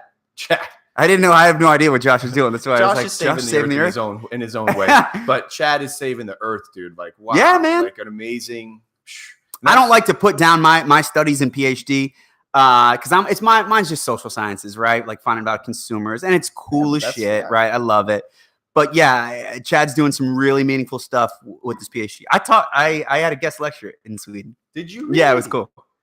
What did Matt and Steve Burns actually attend a class? Yeah, absolutely. Yeah. They behaved? Yeah, Matt and Steve, and then Ryan and Matt as well. Really? We're there for the first day. Yeah. If you ever come, anybody can come into my class, sit in my class, no question about it. Those that are teaching, so shout out to Sheena and stuff. She's absolutely said there's no way we're allowed to go. What? 100%. You absolutely can come in my class. No question about it. Sheena? Boom. Boom. That's what real friends do. Dr. Amon, she's doctor? I think so. I don't know. She just will always be Sheena to me, but I'm very proud. Professor. I know that. Professor. She doesn't like when you say teacher.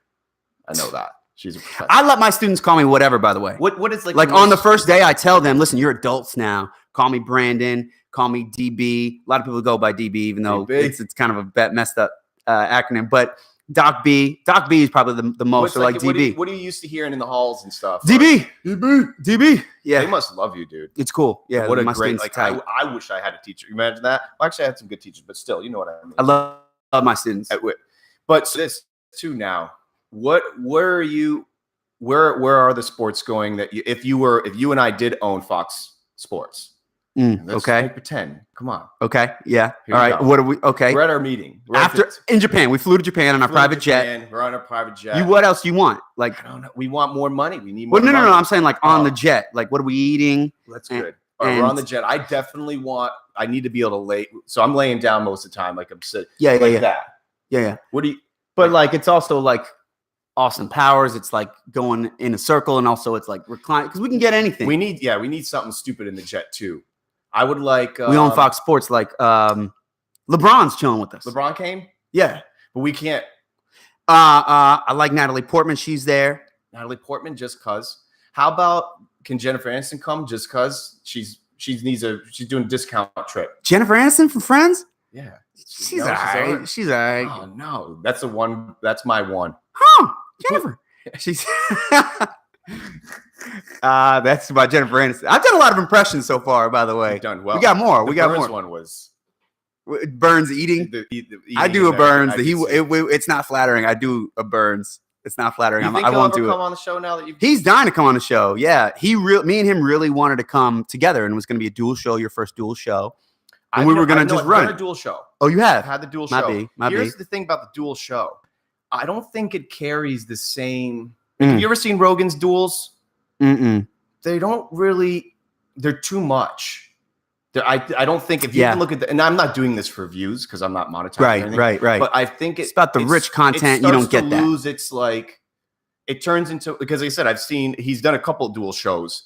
And how are we doing, by the way? Are we okay on time? No, we're good. I wanted to see if anybody, by the way, you getting blown up. Yeah, look at this. I'm getting emails about midterm grades, man. Nah. I love when Sheena shares with me these stories, what you guys have to deal with, like the behind the scenes stuff. Bro. God bless you guys. Shout out to all you teachers. But there's some good stories, by the way. There's some fantastic stories. They're not blood, guts, and gore. But what you guys, when they come close to the semesters and the people are hollering at you like, can I remake that? And you're like, bro, you get some good ones though. I called you 10 times. Yeah, without a doubt. I had this kid, by the way, this is the third tangent upon like an original point. My bad. But I had this kid whose last name was Kramer. No way. And so I always used to call him Kramer. Like, of course, right? I'm not calling this kid by his first name. It's Kramer, right? So I'm like, Kramer. I just called him Kramer. Do you think a kid like that? Oh, yeah, he knew, right? And Kramer. And he fell short. He had like a B- or something like that. And I think where I was at University of Tampa, they count minuses and regular and pluses. And those aren't just like, it's not just a 3.0 for your grade point average. It's like a 2.75 or like, you know what I'm saying? Like you get more points. It actually affects your GPA if I give you a B- in comparison to a B+ or a B. So I think this kid got a B-, and he was so close to like a B+ or a B or whatever it was.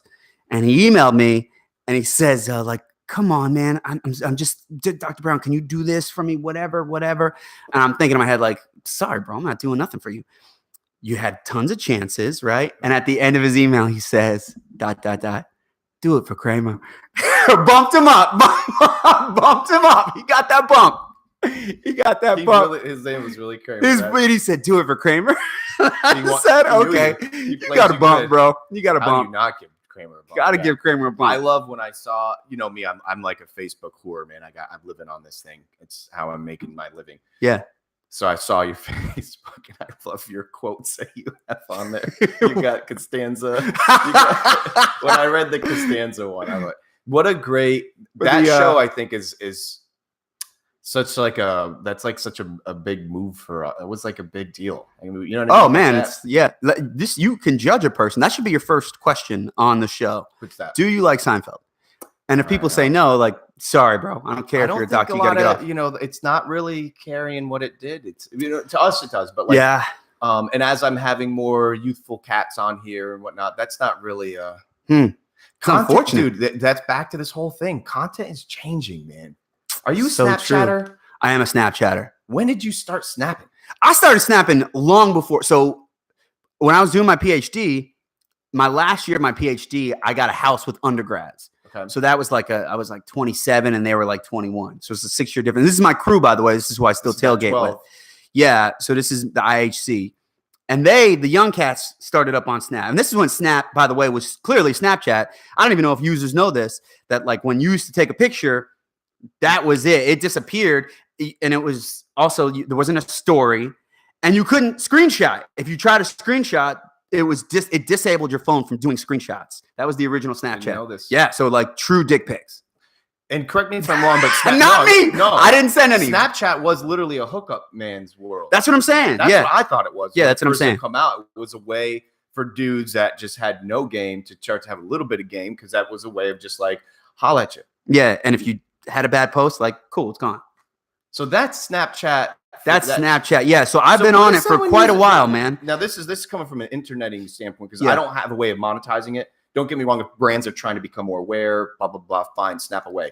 But it's very, very difficult to monetize on, from my opinion. Yeah, I know that. But it's like, if you don't have it now, and I'm one of the probably few that I just don't have a way of implementing it. By the time I'm done whoring myself out on the Facebook, the Instagram, I guess you could like take a you could take a picture of anybody who you have on pre or post, right? And be like, yo, check out here. Here's where, But it does. So I mean, to me, those apps and platforms that were originally built for, it's like Tinder turning into. I'm doing it right now. I'm gonna snap you right so here. How many followers do you have on the Snapchat? I don't know. Well, Snap's different because not like our demographic isn't on Snapchat as much.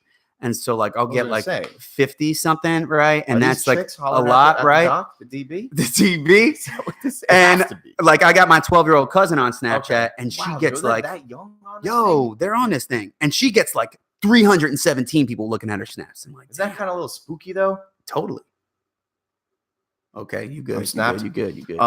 But dude, that's what's so interesting about this is that the content-driven world in the digital environment, man, is absolutely being flipped on its head. I watched this like 30-minute segment on somebody the other day, giving this breakdown, and literally there's talking about even Netflix. I mean, to think about even Netflix hemorrhaging, and once again, he had a lot of good, valuable points. When you're watching, for instance, let's just take a stand-up, right? A stand-up skit, which is a 2-hour, 3-hour stint. Right. You are not most of the time watching that from A to Z. Most of the time. And if we are, young kids aren't. Young kids aren't. I mean, yes, I don't mind because we fit it into our rhythm, whether it's on the ride to work, but the way we're also consuming that is completely changed. So the mobile environments are just like on another level. And I know that people are I did have somebody today say like websites are not a thing anymore. And that I would say, well, that's a whole nother. Yeah. If your website's supplying a resource, then it's a thing. But if you are, yes, if you're just building a website to tell somebody your phone and your name, then yeah, Facebook. It sucks because you kind of got to have one, but it's not your main area of content. But if you don't have one, it's a minus, right? Big deal. But once again, if it's supplying a resource that doesn't currently exist, whether it's in e-commerce, right, or once again, it's got like it's the focal point for your content and the ranking capabilities. That's the biggest issue that I constantly preach to people is that if you have a business or you have a persona that you're trying to get exposure for naturally online, not guerrilla marketing where you're like getting seen because you're pushing stuff, but ranking for things online, that's where you need something to pull from a portal. Right. But dude, the industries they're going crazy right now. I could imagine everybody's like 12 dwarfs in those meetings and the sky rises or on the airplane rides. What people like, they're freaking out. Yeah, they man. really are, because it's completely changed. I see the headliners, the NFL hemorrhaging viewership. But like you said, they maybe the viewership is down, but what's the guy that still went there from Giants to the Browns? OBJ. Yeah, that's like a huge. I've seen this all over the place. I bet you his Instagram account's probably increased in viewership. 100%, right? So like, I guess it's just changing the format and how you're monetizing, selling your jerseys, selling your stuff. It is. And I'll tell you what's also different from sport, by the way, is that it's one last hope that's live TV, right? None of these other platforms are live, right? So the thing that can come the very closest, I would say, is probably Game of Thrones, right? Where like, I have to watch this because I can't miss it. And even then, obviously, you can still watch it on delay. I mean, there's some pieces of news, but sport is the last beacon of hope where it's just live TV, where you literally have to consume this live. So it's like advertisers love it because it's this place where people are guaranteed to watch my stuff, and not even guaranteed, by the way, because they're going to be dual screen consumption and they're going to go back to their second screen. But what type of consumer are you for your sports entertainment? Are you I'm an app dude. Yeah, no. So I'm still a TV guy, but I'm also a TV guy on top of I have to be on Twitter while I'm watching sport, and that's a big deal. But you're actually watching it on TV. Yeah, watching on TV. You are a dying breed. 100%. Yeah, it's 100%. If I ask my students, a good point. If I ask my students, how are you watching them? It's on computer or on their tablet, and not just like because it's easy, but because that's literally what they prefer. Like the preference is the smaller screen. I've been cable free, so to speak, for 10 years. Yeah, I have yet to cut the cord, man. I can't cut the cord. It's okay. As long as you're enjoying it. I was at a place where when I moved to Flagler about 10ish years ago, the place where I was renting from, they didn't have it anyway. So it wasn't even by choice. And then it just turned into a new rhythm where I don't even want to tell who I use because the platform sucks. And I don't even give them credit because I'm paying a monthly fee. And every month it like goes up more, and I'm only paying for still going up. Mine's still every going up right every now. month. And this is a no contract, but it goes up like every month a couple bucks, and every other quarter. And I only have it primarily for my grandfather to be able to watch soccer. I can watch it at Reddit, but you can't tell somebody that my grandfather he does. And not to mention, when you're using those streaming portals, an ad comes up or something, and if you can't exit out and open up a new window. But point is, I'm an avid consumer of this paying per month for this app, and it's ridiculous because it starts to load, but again, I'm sure it's because of my internet being. Do you want to know one of the main reasons why I go cable and not internet? This is going to be embarrassing, but I'm revealing it right here. Hit me. I am horribly superstitious, and the 5 to 10 second lag that I would get on internet is like a superstition of mine. I'm so weird about that like I have to be viewing this at the live, even though even on TV, I understand it's like a 4 second lag, right? Like to elongate that lag. Oh, superstition regarding what that your team's gonna lose. Yeah, it's or just something not gonna like happen. Yeah, man. I don't know. If we start talking about superstition, I'll look like a fool. But yes, I'm not alone. There's tons of people who are extraordinarily superstitious. What's your biggest one? Like you don't sit in a number 13 on the plane, or I think I have to do things twice. Really? Yeah. So if I like Rain Manning, if I clap, I'll have to clap an even amount of times. Stop it. Yeah, it's a true story. It's a true story. Has this happened? This has always been this way. Well, on the field, it's a whole thing. When I play baseball, it's like, yo, don't you dare step on that foul line, right? And it's like I used to, again, like when I was in like the outfield, I would say 2 down, 2 down. I would have to say it like twice, right? On the field, it's a whole thing. But me as a consumer, as a fan, it's a big thing, man. Wow. Yeah. I know other people are as well because Burns for sure. Burns hates watching games with me. Hates because I'll yell for sure. Or just what's that? What do you mean? Like, what are you yelling? Something like? Oh, I'll yell at the TV. I mean, man, so will you. Who won't, right? Dude. Look, if you're a big time fan, you're gonna be yelling at the TV. But it's very interesting to me. So yesterday I was at Oceanside, and these 2 gentlemen walked in, and immediately I could tell they were from England. Awesome accent, and they were watching. Soccer's like never on, and if it is, I'm usually around because there's not a lot of us asking to have it on. So we're at Oceanside, we're watching the Barcelona game, and they walk in specifically wanting to watch the Barcelona game, so they were really excited. Well, they just stereotypically were going against the team of Barcelona. Barcelona's like the New York Yankees, they're just, or if the Yankees are even good anymore, I don't even know.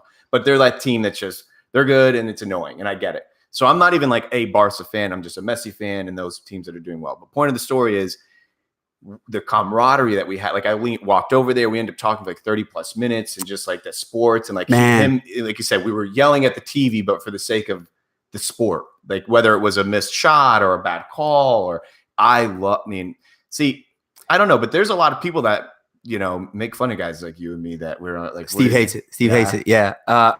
So I'll say this, by the way, sport marketing is one thing. Sport sociology is a completely different thing.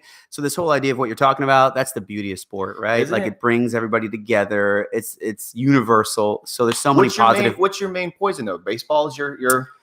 Yo, it's a big issue right now, like concerning myself, because I teach a course called The Science of Fandom, which is super cool. It's a graduate course. Fandom. I don't even know if I've ever. Yeah, it's Science of Fandom. So it's like what makes people fans. So it's not only like the sociological factors, but also the psychological factors. And we kind of somewhat get into the physiological aspects about blood pressure and like how males different from females and serotonin being released. Yeah, it's wild, man. So part of your identity comes in the form of like your fandom, at least for me, right? So it pains me to say that I've been a diehard New York Mets fan for a long time. So the fact that I'm starting to lean towards the Seminoles over the Mets hurts me. About different sports though. Yeah, but still, like to say my favorite sport, I've like up until I'm 33, like my 31 years of life, I would have said baseball is my favorite sport, Mets are my favorite team. Last 2 years, just because I guess there's more content, or I don't know, or the Mets haven't been, I don't know what it was, a confluence of different factors. finally the Seminoles started like eking it out, right? I guess the off-season stuff for baseball isn't there. Off-season stuff for football, right? Even though we're just about to kick baseball season, there's spring game, there's spring practices, there's signing day, right? So yeah, man. So there's all this stuff that happens. So you're a byproduct of what you're talking about, then. Yeah, man, absolutely. That's why I love teaching it, by the way, because I can see it myself. Like, are you guys losing? I say you guys like you're running the Mets. Yeah. How are the Mets doing? But you know what I like. Are you guys really losing the viewership from it sounds like so. It's interesting. So I don't think so. Viewership is down, but again, that's different from avidity, which is like how passionate I am towards my particular team or towards the sport. And I am still passionate, and I know people who are diehard passionate about baseball. I don't know, man. I don't think it's as down as people are saying. I do think it's down. Numbers show it, but I don't think it's as down as the viewership surface level numbers say. Do you think it's because there's a lot of talk about this in the soccer world, because these salaries are like the numbers? People have no idea about like football salary or soccer salaries. They shadow things that are in the States, domestically sports, but baseball's probably one of the sports that carries some of those price tags that are somewhat similar. So yeah, man. So there's a whole thing lopsided, man. Well, there's a whole thing of like people don't. There's this like philosophy behind of how like play is innate in us as human beings, and so we want to see play like pure. Like we want our sports to be representations of purity or like the pure aspect of play. And now with all this business behind it, it's so impure, and all these like, aside from the political stuff that's going on with the sport, like there's so much business behind it. And when you have stuff like ESPN, like flaunting the business aspect, then it's like, clearly this is entertainment and not play. And then that does push away some people. So the big numbers with baseball, that's a thing, man. Yeah. And I think that that's one of the low-key factors that's also driving away the NFL, man. It's all these agents and these holding out and stuff like that, which, by the way, I'm totally for. I'm totally for the players and all that stuff. But the more you start to integrate sport with the business side of it, the more the consumers realize that this is pure entertainment. It's not. It's no longer a sport by any means. Like we've changed the rules in order to make it more entertaining. Right. So the more that people start to consciously realize this, then it becomes like unattractive, because we're looking for like the sport for the sake of pure sport. Well, we're looking for it's funny because now that we can flip flop on the other segment, and that's why I feel that media driven content coming from whatever source you want to call it, but let's just call it the man, the which Disney's becoming. Yeah. People have no idea what Disney's doing. Most people, I'm sure but like how Disney's pretty much purchased almost everything on the in the world. What happened? Is this supposed to be illegal? Like, what's up? It's unbelievable. Right. Like if you do your research, don't take my word for it, but look at what Disney's acquired in the last 60 to 90 days. And they're about to come out in so much force. And I'm not even against it, so to speak, because it doesn't bother me. It's just, if you are a media driven person where you're just like turning on the TV and you're going to like a channel for your means of communication, you're probably not really you're not exhausting your full potential of getting real good sources, because it's absolutely biased, good or bad, but it's a bias. It's turning into like 5 things that are giving the whole world, or our nation, media. But my point there's literally only 4, maybe 5. I think there's 5 media conglomerates, and 85, there was like 50, which is like, so now there's 5 media conglomerates. Every single source of news comes from one of 5 outlets. Can you imagine that? It's insane. And what's happening is that we, as intelligent, educated consumers, and even if we're not educated, but we know what we want, man, if it doesn't make sense, it's not true. And you can start to you can taste it now. You can taste like, wait a minute, this isn't. Which, by the way, power of social media, that's one of the positives of social media, which I think there's tons of negatives, by the way. Well, there's a tremendous amount of negatives, but here's the thing, is that here's one of the negatives beyond if it consumes your life and you just become weird.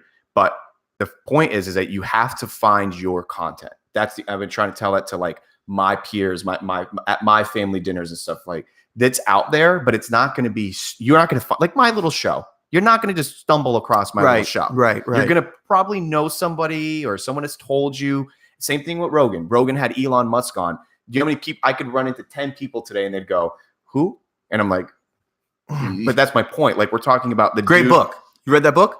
I have it. His book's fantastic. I'm a really bad, when it comes to reading, man, I'm guilty as charged. I'll start so many books. I'm horrible because I have to finish books, and it's the worst. I finished Wuthering Heights. If you're a romantic, you love this classic. And like I talked to my mom and this girl who told me to read it. Oh, I couldn't stand it. It was just the characters weren't. Anyways, couldn't stand it. But you have that. But issue, I had to finish it. I would say the ending like kind of saved it a little bit. But man, I'm going through this book and I had to finish it. Anyways, I'm sorry. No, that's the same. My point is that you got to find your content. I've been the books I've been reading are like I read Neil deGrasse's Astrophysicist for Cool. That was, but it's Yeah. of course I didn't understand the thing, but I'm going towards books that are like small, concentrated. I can't get. I go deep, man. You like the book? Yeah. Oh yeah. Man, Oh yeah. that's Oh like yeah. My wife could do that. Steve got me this book, Ollie. It's just I love Ollie. So it's on Ollie. It's thick. He's like, I also got to cook because you're the only one who reads that big of books. So I love reading, man. Did you read it? Not yet. Okay. But so that's my point is like you got to find your content, but that's absolutely flipped media on its head.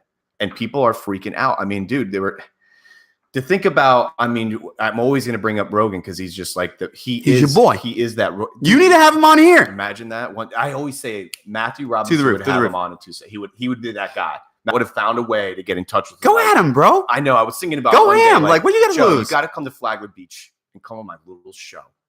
But of course, I mean, dude, talk about, that's I got to see where it goes with it. But anyways, that's what's happening, and it's interesting to see how people are freaking. Those conglomerates are freaking. What do you got? Well, I'm looking for this podcast. Gary V.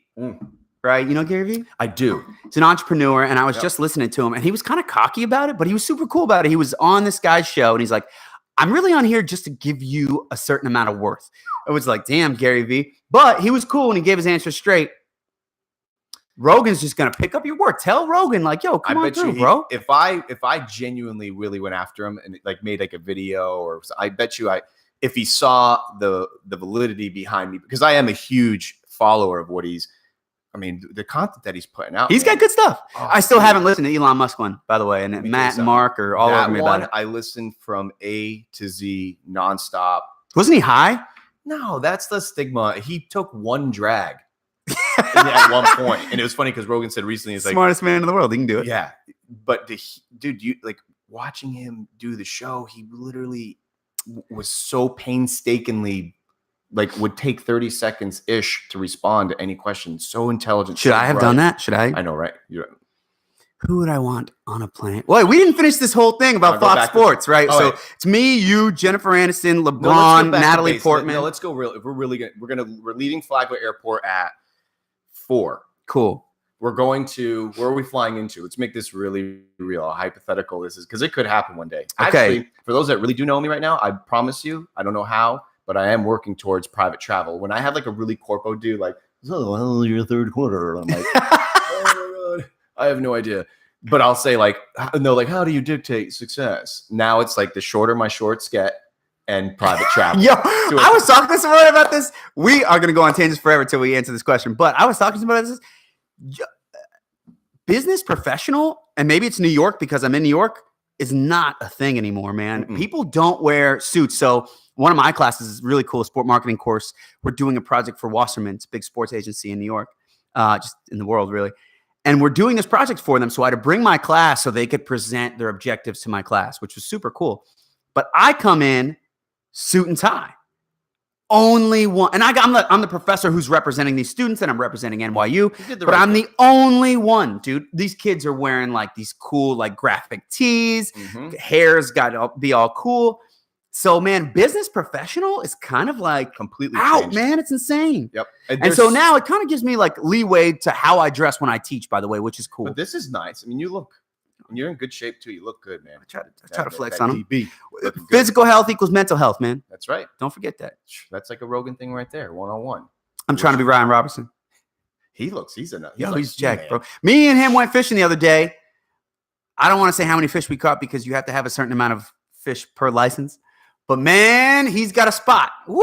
He's got right over here. Right. How's he doing? I don't run into him very often. He's great, man. He's great. I've actually been under the radar. So maybe if he's got this new manager position that I should have asked him. I'm sorry, Ryan. I should have asked you like what exactly more.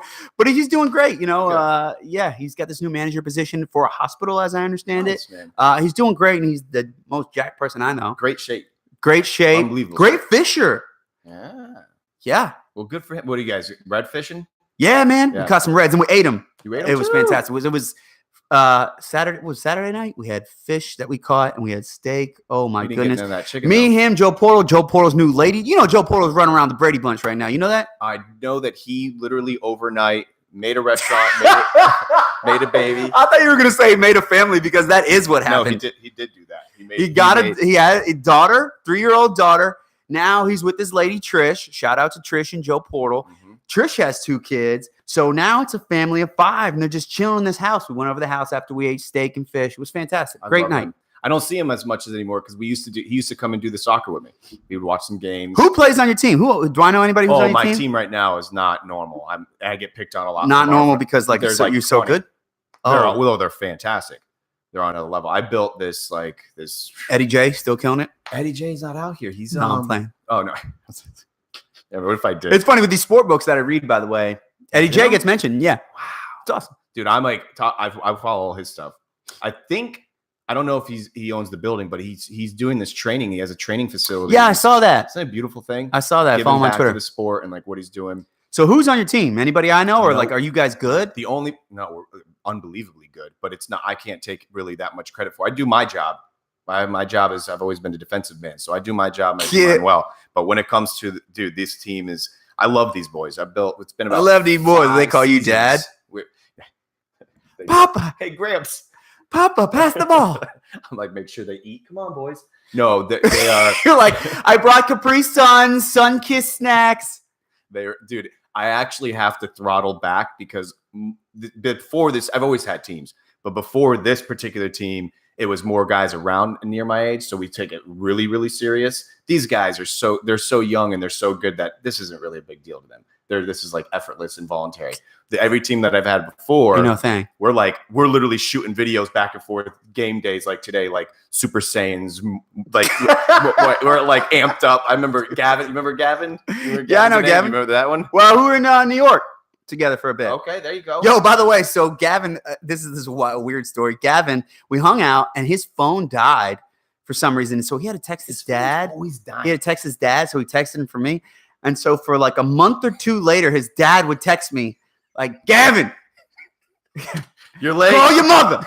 Like, I would get these texts from his dad. Dude, him And I would that be like, phone. I don't even. So at the time, by the way, I don't think he like had said the word Gavin, but I was getting these dad texts. And it's like, call your mother. And I'm like, what? And he's like, did you pick up the truck? Right. Like, You're cracking me up because it's him and his. I'll be on the phone with him sometimes or text him and be like, Ask him Gavin, about that. call He me. knows And he'll about be like, I can't call you now. My phone is about to die. And I'm like, he knows about that. That's a for real his phone's thing. always dying. But no, he's team's good. Let's go back to this plane though for Oh fun. man, we have to get through But this. we got to be more realistic. Okay, where do you want to go? I want to go to Dubai? Never been. Have you been? No, let's go. All right, Dubai. I wonder if can we go nonstop in a small jet? We're going to need a bigger We jet. own Fox. We can do whatever we That's want. true. We'll get refueled midair. Yeah, All absolutely. right, so we're in the jet. Camille has to come. yeah, absolutely. You're okay with that? Yeah, Have you of met course. Camille before? I don't think so.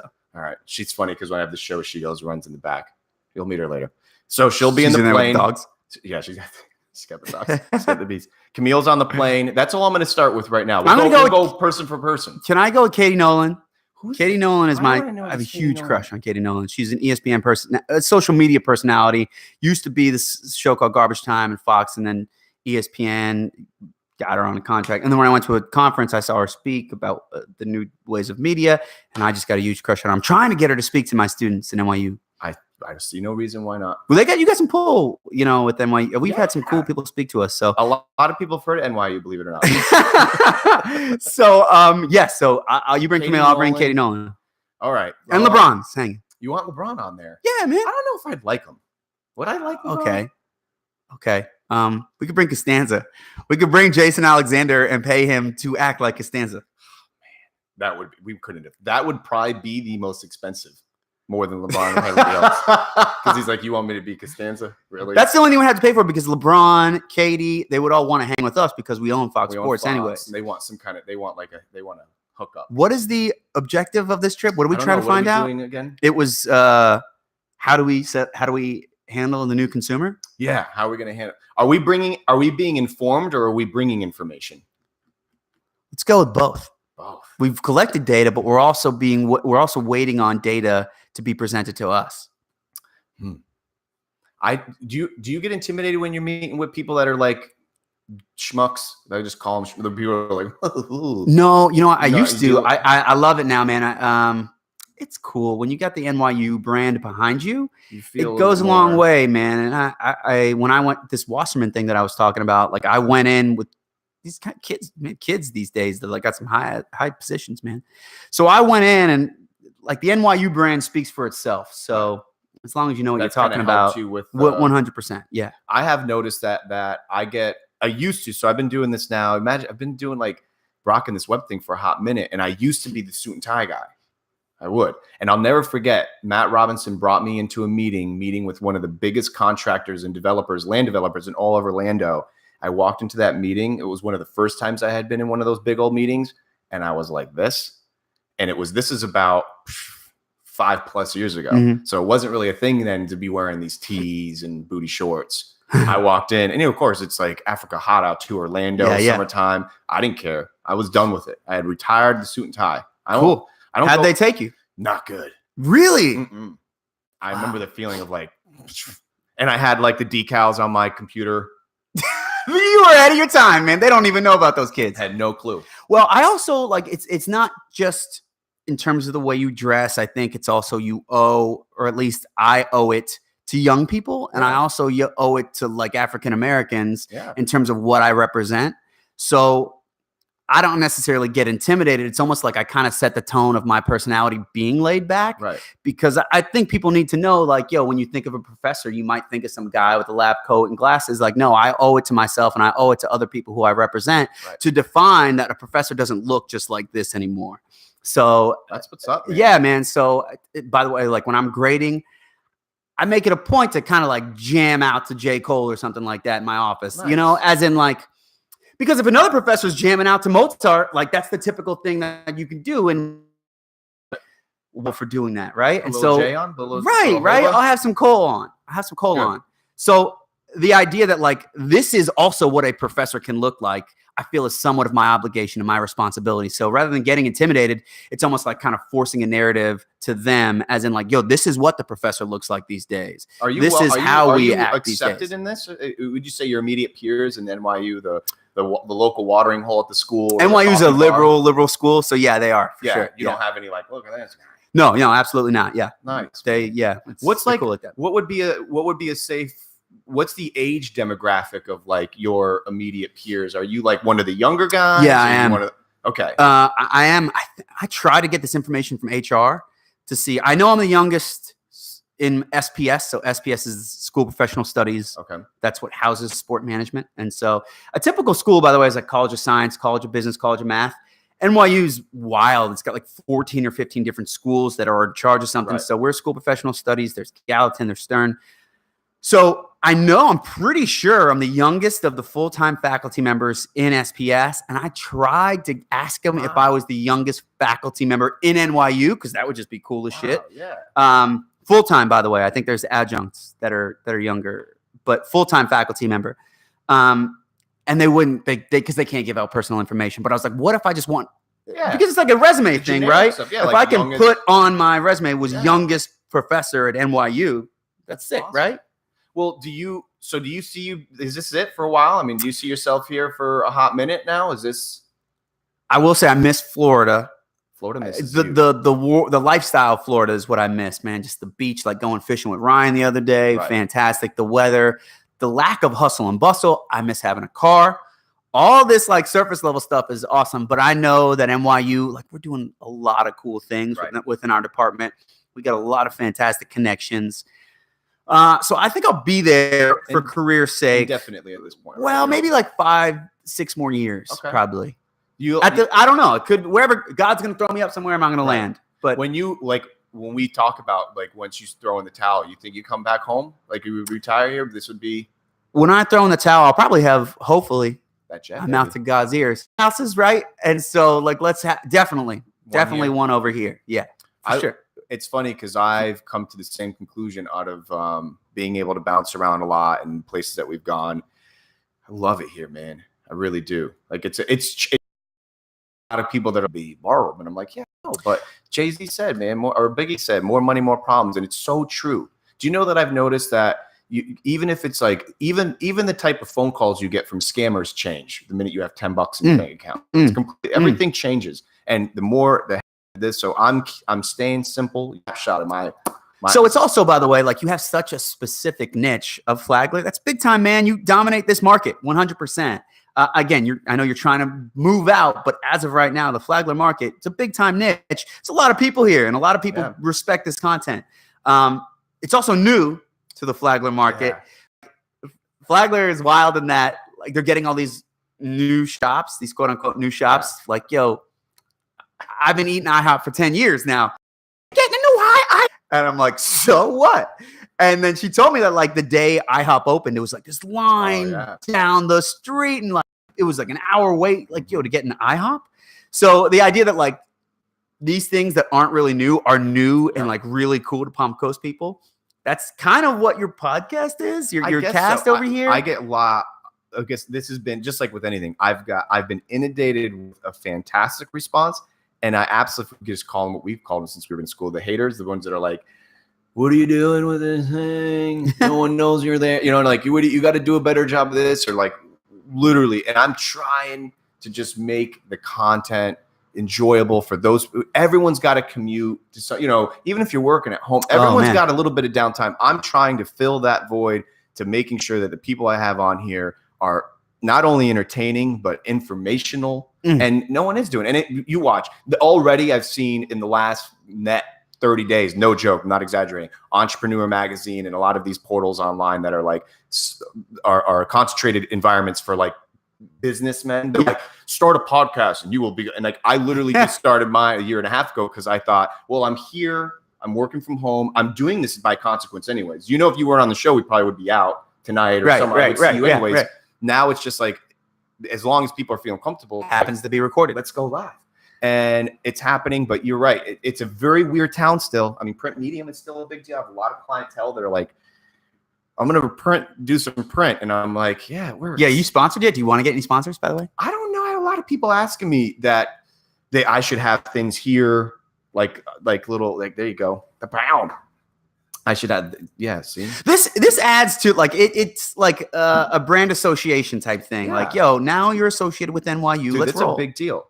And like I said, no joke, you know, I love it very much, but I am so proud of you. And like what Thank you, man. Not that I ever expected anything less, because you always have been a hustler or go-getter. You know, it's never like, where's Brandon at? It's like, oh, he ain't doing anything. No, it's never been, you know, like no one's ever said that. But to see where you're going in it, not only that, but the fact that you're in a sports scene to some capacity, to being a sports enthusiast, that would be if I wasn't involved in the internet realm, because I'm doing what I love to do, I would want to be some way, like I am right now with soccer. I'm nurturing this like no reason pickup league twice a week for free that I run, that I invest and do my own sweat equities to getting this thing that runs. You know, God bless his soul, Frank Meeker was the only other person outside of me that fought for lights in our area. No, soccer's like this the stepchild of this, like nobody wants to deal with it kind of thing. And it's like, I've gotten lights. What a big, you know what I mean? Like that little thing. So what I'm doing for the soccer world, if I could get reimbursement, even a small little thing for following something like that, that's why I'm so proud of you. I mean, you're like a George Costanza. Costanza, man. You're Dr. Costanza. Hey, should we look at some of the comments? Do some comments. We're gonna get sucked away. Okay, so we got let's see what we got. Have we never done this? He's up in here. Show. Danny Matuzak's up in here. I'm just saying people I know. Ryan Christ up in here. Kyle Ecker's up in here. I love me some Danny. Danny, I love you. I've had a chair. Wow, we got a lot of there's Steve's up in here. There we go. Steve Burns. It's decent chicken. This clown here. Oh man. Well, Steve, he's different story. Wow. Alicia Lago. What's up, Alicia Lago? Hi. I love Alicia Lago. She's cool. But she's not Alicia Lago, by the way, anymore. Go back up. Alicia Lago Linden. Yeah, what's up? Alicia Lago Linden. That's cool. Dan Worley, what's up? Revac. I love Worley, by the way. He's cool. Revac. I love me some Worley. Paul Brick's up in here. Okay. Dude, if there's Great conversation, he says. if there's been one thing that I've enjoyed, there you go. There's some lingerie. Gary V's my man, says Brittany Wilkes Marshka. What a great couple, by the way. Yeah. Do you know I introduced them? I could take Get outta here. I could take 100% full Get out credit for of it. here, man. I promise. Did they name their child? No, I should have. I should You have gotten shoulda- some respect. You should have done that. No respect around here. No, dude, no joke. I was at a church, and I'll never forget. Maya walks in. He's a sexy Maya. He walks in, mind his own business. Who? Jeremiah Marshall. Oh, Jeremiah. Yeah. I thought we were talking about Maya, some No. girl named Maya. You really are losing it here. You need I love Marshka, you need man. some natural root or something. I love Marshka. So he walks in. Literally, Brittany goes, "Who?" I'm like, Brittany and I are in some like random church banter. I don't even know. She's like, "Who is that?" And I'm like, "It's Jeremiah Marshall." She's like, "No, I'm not kidding you." She goes, "I'm going to marry him." Wow. Promise, verbatim. And I'm like, "Yeah, get in line." You know, That's like, what happened to me and you. I was like, I'm going to be on that man's podcast. You did. Well, did I reach out to you? No, I know. That's a total joke. Anyways, keep on going with this thing. She said, she goes, "I marry that guy," and I'm like, "Get in line, kind Get of in line. whatever." I said, "I'll introduce you." And dude, no joke, married, Love that. Love that. Now they got 2 kids? two beautiful kids. Little Yeah. wrestlers. Yeah, he's gonna. Well, that whole family's a beautiful family. I wouldn't. Get him on here, man. Yeah, I would love. So this is what's happening. I'll reach out to some people, but a lot of people are coming to me. Like I don't want to make people feel. I've had. I can't say her name because she's being a bum. She won't come on the show. So when I get a no, I get like down on myself. I'm like, no one wants to be on my stupid show. Forget that, man. I know. You got me. I know. Let me carry you, baby. You're What did Matt say? my Gary Vee. Matthew, what did you say? Let's see. Oh, we didn't even read. Did he say? Oh, his last comment. Let's see. Give us all we want. Chenzo, lay down a beatbox, and Brand starts spitting a freestyle. Never. No, that's not happening. Give us all. Oh, geez, Matthew.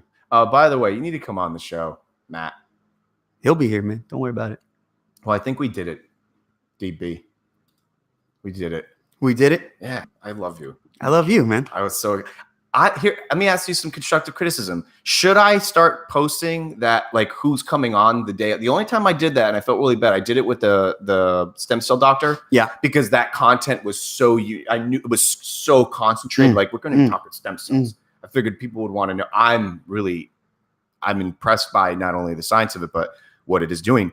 But I felt really bad because I've never done it before. I did it, and then I was like, I felt bad for all the people that have been on the show prior because I've never done that. And then I was going to do it today, and then I'm like, I don't know. Should I be saying? Are you more interested in live content or just general views? I don't know.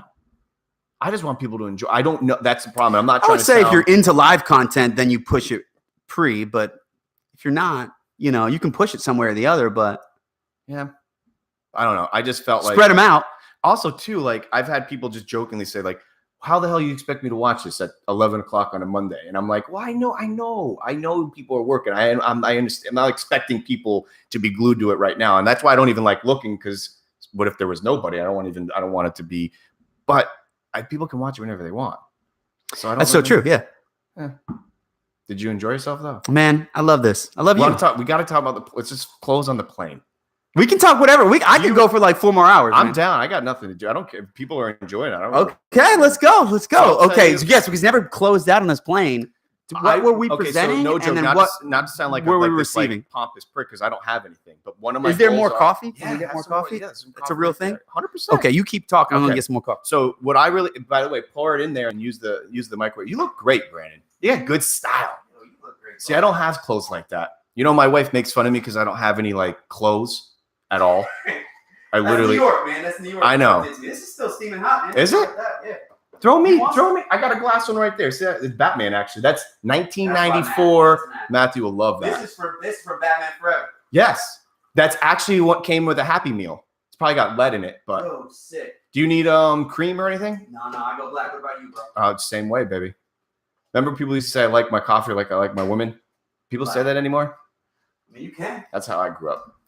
But thanks, man. Hey, no Yeah. problem, man. Well, here we go. Phase 2 of the show. So I got part 2. I have a 2 o'clock coming, but You got a 2 o'clock on this show? No, I never double Oh. tap. Never double Never tap. double Okay, what tap. time is it? Yeah, so I'm good. if you're good. 12:42. I'm good, man. All right, so here's some goals. Phase 2. Let's and, start. Hey, cheers to our. Usually it's alcohol, but we're behaving. I didn't know that. Wow. Do Okay. you want it? Has this been spiked? Are you feeling it? Some truth serum, hence why I have it right. No, if you do want a beer though. No, I'm good. I'm good So, with coffee. okay, that's how the show actually originally started. Beers was- with Chenzo. Bosses Online having a sip. Wow, great That was idea. that was it. Well, it was a piggyback off of Jerry with the coffees and Bosses Online having. Yeah. I mean, that was like I loved Comedians in cars having coffee. Comedians in Cars. You ever seen Hot Ones? Oh, I can't get into that. It's the show for the viewers, It's a listeners great who show. don't know, where they interview somebody and there's 10 questions. It's usually a famous actor or an actress, right? Shaq was just on it. Was he? Mhm. And so every single question comes with the hot wing, and as they go, it gets hotter and hotter and hotter and hotter. And by the 10th, they're like, Done. did Shaq make it all the way through? I can't watch the show. Really? I wish they didn't. The Key and Peele one was awesome. I just can't do the like. I don't like watching people suffer. Really, it really hurt. I've seen people like they lose it. So it's the same concept, right? Like consumption of some sort to alter your mindset so you can have a different conversation. Right. I don't know if coffee, just kind Coffee of. constitutes as being some kind of consumption. Yeah, I gave up coffee for Lent one Did you year, really? and it was brutal. But when I was teaching, I noticed, because it stimulates brain cells as well, Mhm. and I noticed my teaching, like I couldn't formulate words. Right. And so ever since, I'll never forget the day that I came back with coffee, right? Like after Easter, You the were, like, Monday after super Easter, I was like, so really, we're really trying to articulate. I was like talking all these big words, talking all fast. And I was like, oh, damn. So ever since then, anytime I do any type of appearance, speaking, class or whatever, I have to have coffee. I'll be honest with you. When I first started guest speaking and like I do these little classes now. Of course, I'm talking about my hood, so I'm not talking about thousands of people. But when we do my little guest speaking, when I first started a handful of years ago, I'm as embarrassing as it sounds. I was like freaking out that I actually made a little roadie, 100%, like a little screwdriver, a little OJ and vodka. I didn't know what roadie was. I thought Well, you meant like you pooped your you pants remember- a little bit. I was freaking out so much. I made a little roadie. I went to Bell's. Made a little roadie. I was like, oh shit, he remember pooped his that? pants? That's like another thing we should never do. But I Poop your did. pants? No. Have you ever shit your pants? I have. You ever How shit old your were pants you? Story? I don't think wasn't, so. I wasn't young at all. I was old. I was literally probably 20 nothing on my way to work. Absolutely thought I was just letting a little. Yep, Shorted, right. Shorted. I'm going to You say don't no, have and one? then immediately we're going to get off air and be like, yo, I've shorted like 4 times. No, You're like, never have I ever. never do that. Yeah, well, it was New I Year's own mine. Eve. I had to throw my underwear in the trash, the whole thing. Anyways, you made a roadie, which was actually a screwdriver, which Yeah, it is a was drink. stupid. I was so mad. It was the first and last time that I ever did it. And of course, I wasn't inebriated. I thought I was an idiot. I thought I needed to, but looking back, Sometimes you think it's going to be better for you, and it's not. I remember with some kid. I remember in grad school, some kid was like, "Yo, I wrote a paper drunk," and then I did really well, and I was like, "Oh shit!" So then I was drunk one night. I wasn't totally tips, right. but like I had some drinks, and why not do this paper now? Did it, and I actually thought I was like killed this. Got back, it's like, see, bro, nuh-uh, this was shit. So ever since then, I was like, well, not only is it not good, but when you're inebriated, you actually have a different perception on what you put out. What's the Doc Brown's like rhythm right now with your alcohol intake? Are you I don't drink much. No, I don't drink much at all, Okay. man. Me and Steve Burns will have a scotch. Steve has taught me the ways of scotch. So now I'm into scotch. Seems to be older than us, but he's not. You know what? He had to grow up. He had to grow Is that up. what it is? Yeah, He's he had to such a grow up wise when he was man. young. Yeah, he had to grow up when he was young. That's why I always say. But he's not like a boring old man. He's one of the most hilarious people I've ever No, met. he's all right. Just because he gave my fried chicken the okay, he's all Yeah, we right. He's should've okay. gave it- Well, I've been giving way too much props for this dude who's gonna hate on my Your fried chicken. chicken. We should have So had it's one okay. scale on your chicken to see what he gave it to. But No. I don't want You don't his. want I don't want his advice anymore. After he gets my fried chicken, he's what's he texting cook right now. that's like groundbreaking? He can't cook for shit, so Ooh, Cheerios. it's cool. Nothing brown. I mean, his burns. eggs are decent, but they ain't on my level. So Ooh. Mm. Mm. Wait, who else has gotten some Brandon Brown since you've been home? Ryan, Ryan, Joe, Joe, Portal. Portal. I think that's it. Me now. You now. It's more so like just chilling Keeping it simple. with family. Well, now that you're online, I mean, people are like, "Thanks, bro." Oh You shit, didn't think about that. that has happened to me before in different places. Going back to Texas, someone posted a picture of me like, "You're in Houston and you didn't tell me? You know how that happens a lot too now is when Jay Keys is home. He literally has Keys to came go. to my birthday party. It was great. What a who was that? John who? But no, when he's in town, he literally he can't even. Yeah, of course. He has to stay very under the radar. I wonder if Sheena's going to want to try to see you before. I think she's in New York. Yeah, you know what? Steve told me that. Yeah, she's in New York. I wonder if she's going to link up with the boys. See, I feel if I go to New York, I have to see one of the. By the way, if this is a general announcement, if you are in New York ever, you hit me and Steve up or just hit me up, forget Steve.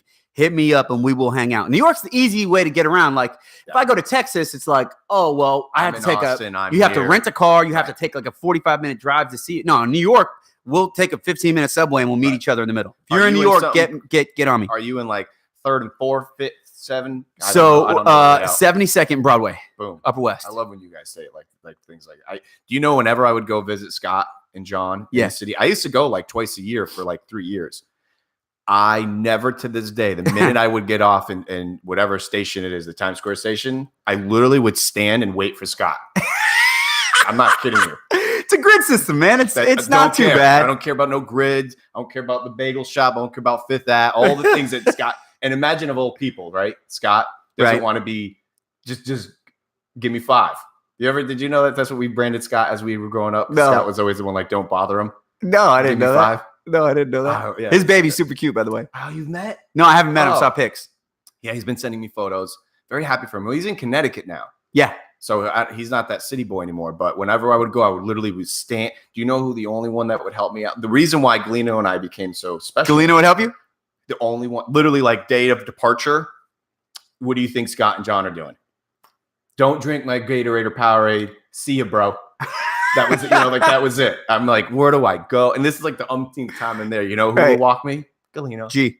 He's like, come on, man. He's my man. He even get me a bagel because I was broke as a joke. I was like, they had just moved there. I'm like 7. I'm working at Albertsons. Bro, come on. I'm flying into New York. I'm like, what in the world is going on? And I'm like, Scott. When are you coming again, by the way? I'm guilty as charged. I just. Come on, man. You and Camille. I don't even have any pants. Yo. New York City location podcast. On location? On location. Yes. You should have a thing. Me and Steve used to have Dog and Dog Man. I used to have a radio show in Texas as well. Did you? Yeah. It was sports again. But by the way, when this happened, everyone forgot about my like career accolades and they would always come and be like, I hear you running a radio show now. That was like more important to them than these other things. Come to the waist side. What? I just moved out of Texas. It wasn't like a big thing. That was actually on like FM radio. That was cool.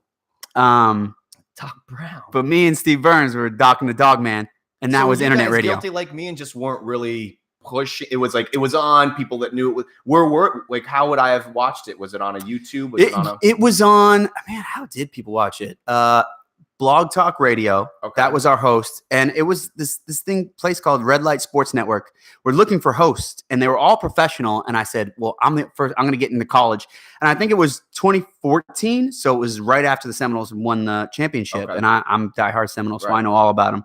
And so I said, "Listen, I could be the Seminoles host." And then I was looking for a co-host, and I was like, Dog Man. What a great co-host. The Dog Man.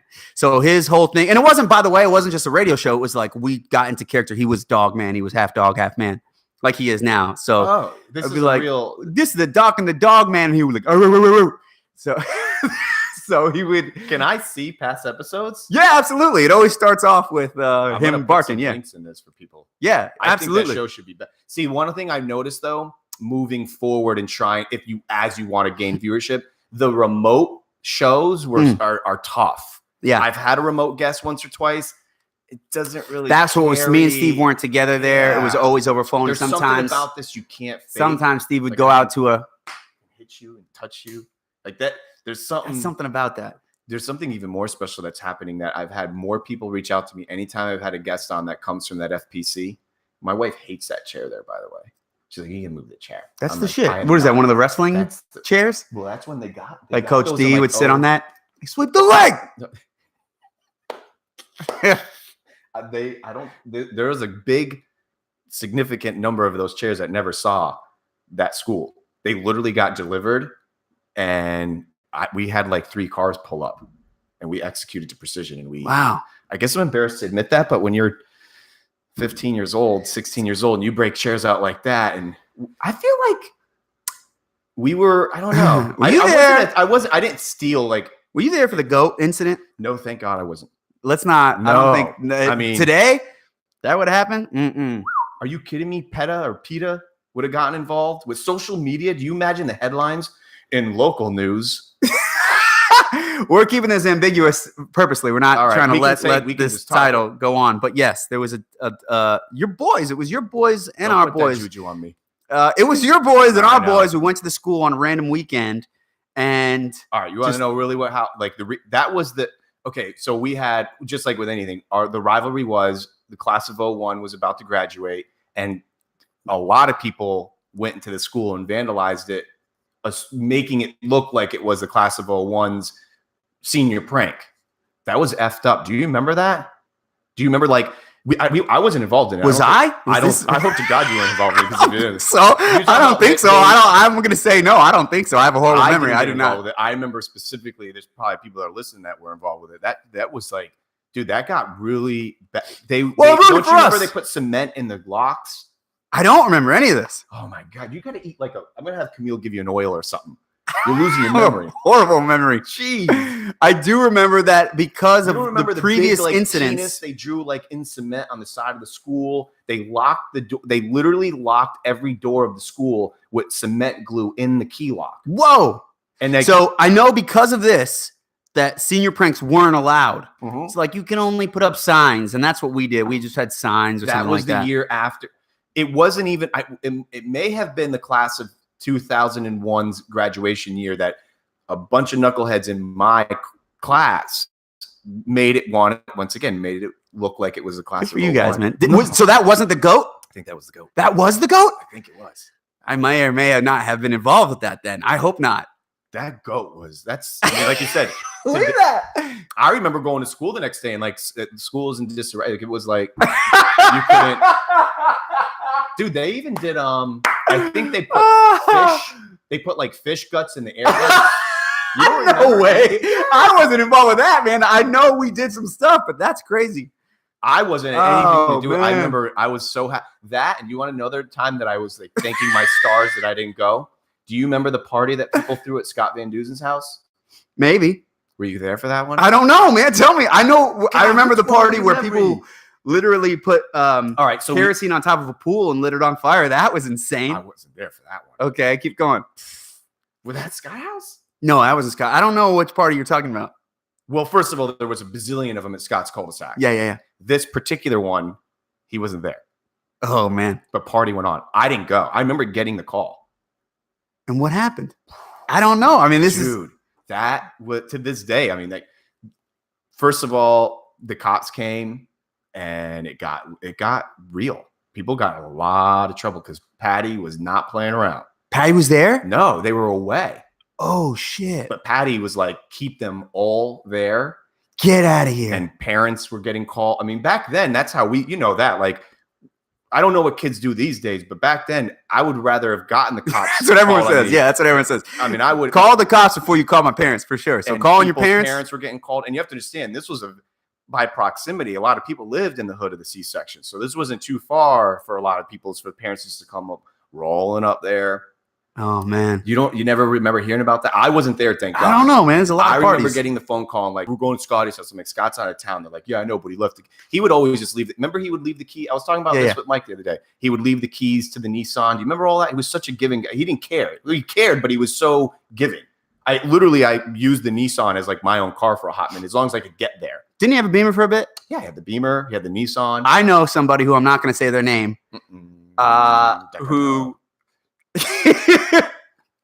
who's a very smart person, one of my good friends, but let's just say they don't have the best of common sense. Miss Wodecki? What's that? Miss Wodecki? Or another story. Next one. No. It's a different story. So they were in Scott's car in the back seat, and they had to throw up. This person had to throw up, and they couldn't get out. They couldn't figure out how to get out. And because this kid's super smart, but he didn't have that much common sense. I think I know and he couldn't get out. And then Scott's like, "Don't you dare puke in my car. Don't you?" And then he had to he had to puke in his lap and keep it cool, and then get out. And Was then this he's a there. resident of the C-section? Yes. I know exactly what Yes. you're talking about. Yeah. I hilarious. think I may have been in the car for that. Wasn't it amazing how many people we could get at a car back then too? Oh man, always, Well, always, tons of people. Did you have a car growing up? Yeah, man. Well, You did? 16 from 16, I had the Good for you. Eclipse. I did. Oh yeah, you had. I never had. I didn't have. Speaking of which, I had the Eclipse because Fast and the Furious was cool, and they are still making Fast and the Furious movies. There's the new one. Huh? And I haven't seen like the last 5. I want to binge them, by the way. But I guess the theme and like that's been cool about it is that like whenever you're a bad guy, the next one you turn into a good guy. Because The Rock was the bad guy maybe in like 5, and then in 6 he was the good guy. But then Jason Statham was the bad guy in that one, and now in the new one, The Rock and Jason Statham team up to fight Idris Elba. And now Idris Elba, I'm sure, is going to be the good guy. You The think next Luda one. make an appearance just out of nowhere? Luda's Like, always in them. Luda's always in them boys. That that whole movie scene is a whole. That's another thing we can't really. Growing up with that, Yeah. but yeah, the Scotty parties, man. That was where was your? It's a lot of parties, Where man. did you party the most though? I mean, for me, Bixby's house was a huge. My house, we had a Was couple it? of crazy parties. My 21st Woodlands? was insane. No. I Where moved were into you? Indian Trails. What section in Charles? Fresh Prince of Bel Air. On Bel Air. Bel Air. Yeah, that first right when you take on the Indian Trails. I did. That party was nuts. The cops were there, and there's a whole thing that happened. That was like a common practice. Cops were always coming. Yeah. Anyways, Who how did we was get your- on high school parties? What are we I talking don't about? know, but it's Yeah, we good. can- yeah, How it's did you cool. get your alcohol back then? Do you remember How did I get what? your alcohol? Do you remember who was your? Yeah. Did Eric do yours? No, we knew a guy from the Woodlands, Greg. And he was like, you just buy him a 12. He's like, and he yeah, bought I'll it. buy it for you. Yeah, Greg was cool. I don't know what happened to him. No, I think Greg's still around. Did you? I don't know fake his last ID name. As you graduated and like moved? What's up, with my Woodlands crew? Kenneth and Angelo, man, they were my next door neighbors. I just got to give them a shout. Do you Love talk that. to him anymore? No, Huh? I don't even know what's going on. Do you with them. remember the one I dropped? Like Solomon Bannister? Yeah, I know Jerome Solomon with the Davis? yellow eyes. Yep. Jerome Davis. Mark Mashaw died. God bless him, man. Dude, he was a Woodlands crew. Yeah. I used to go eat dinner at his house. Oh, that's I'm not sad. kidding. Mark Machado, beautiful family. Were you there when Mike Boback was there? Yeah, Because I think Mike moved there. That's when I moved right around he there, wasn't like a in little my bit bike after. crew. You know, it was all about who was riding bikes and whatnot. I used to ride from the F section. I lived in the Woodlands, moved to Farragut in the F section, which kept me close. I could ride my bike to the C section. Woodlands wasn't that far for guys like us that didn't mind riding bikes. Cool. And then I would go down there, and there was a trail that you could go right behind. I think it was like McDonald's or something. You could go through and get right into the Woodlands real quick. But Woodlands was cool, man. It was just, by the way, Halloween was fantastic Oh, over yeah, there, that's man. Halloween. Halloween's, Yeah. remember the pumpkin guy? I don't remember the pumpkin guy. What? I It was know. this outdoor pumpkin, and you would come up and talk to it, and he would talk to you back. And I still Huh. do not know how So this you day. remember this? You remember the pumpkin guy? Pumpkin guy was part of my childhood, man. Pumpkin guy was cool, but it was just such a small little neighborhood that was super cool. And now I hear they don't do Halloween over here anymore, right? Well, Halloween's turned into the B section is like that, and Bunnell. Bunnell still has that where you Sick. get like part. You remember where the Sawyers live? They're still there, I think. But like, don't. No, that's just like tucked away in the back. That's its own prop. Its own like I forget what it is. Sawmill Estates, maybe. I don't even know if I'm butchering it. But How's anyways, Sawyer doing? seems to be doing really well. Older and Dustin. How are they both doing? Bob's doing great. I bump into him once in a blue moon. Is he still at the school? Still at the school. Yo, he was hilarious. He was yeah. There. By the way, speaking of pranks and stuff like that, I know a kid. Again, not going to put out his name. Who who would? I think he wrote something on his ass, right? Like "F Okay. you," and those little windows. In the ice room. No. Oh. It just every single classroom had like windows, right? Yes. And he would knock on the window, and on the last day of school, he would moon the classroom, and it would say like "F you" or whatever it said. Was this right? your grade or my grade? This is my grade. This is my last day. Okay. This kid was wild. And he's probably listening. He probably knows. He's like, yeah, that was me. And it didn't say F you. It said like, fuck you. I'm not, I don't. 100%. So eventually he kept on doing it to a bunch of classes, and word got around like, yo, this might be this person. So Sawyer calls him into the office, and he said, hey, word's getting around. You're going around mooning people, and you need to stop this. And he said, it wasn't me, Mr. Sawyer. And he said, well, on the person's ass said whatever. And he said, well, it wasn't me, Mr. Sore. I wasn't doing it. He goes, show me your ass. He goes, what? He says, show me your ass. I could see this come to Jesus moment. Which today would have been crazy. Today would have never been able to do. He had around, drop him, and then it just says, fuck you on his ass. I could see Coach and then Story he's doing like, that get probably. out of here. And then nothing happened. Yeah, you bring up a point about how school would be with the social media situation now. I don't think I would enjoy it. I don't think I would. Thank God we didn't have social. Yeah. Well, not only that, because we weren't like all that bad. I mean, we were good kids too, man. We did our job. We weren't killing anybody. We weren't, we weren't. I don't think it was as bad as it could have been. But here's the thing: just the fact of like, how many people I've talked about the Bulldog break factor. Man. That moment of school. That was your moment. That was it. You had to get your relationships in set for the day, right? Yeah. You had to. I mean, it never lasted as long as you wanted to. You remember the beep would start. We had to go back to class, but that Bulldog the break, beep. the beep. Remember the beep? Boop, boop. Damn it! It was always the lingerers. I was a lingerer. I was like definitely. Yeah, I don't even remember. Remember how you evolved too? Do you remember where your first Bulldog break spot was? Oh, I know. Yeah, it's funny because I only remember one break spot, and that was the ledge where we used to stand up on. We used to have the circle by the detention center. Or what? Because there was. So it was outdoor. Well, of course. And then it was like caddy corner. It was like caddy corner. And then you were walking into FPC. The office is to the left. The 200 building, the double stack buildings to the right. Yeah. Immediately to the right. Going in. In the outdoor area, right? Yep. Now, where's your spot? The corner. The corner. So when you go on the right, we're in the corner that's caddy cornered, and it had the ledge. And you would sit on the ledge. You would stand on the ledge. And then a little bit. It was a circular, like little thing. The circular was more into the center. Right. Yeah, but we were on the brick ledge. That was our spot. I don't remember. That was your spot from day one. I want to say junior and senior year. I want to say junior and senior year. That was it. My sophomore, junior year was the circle.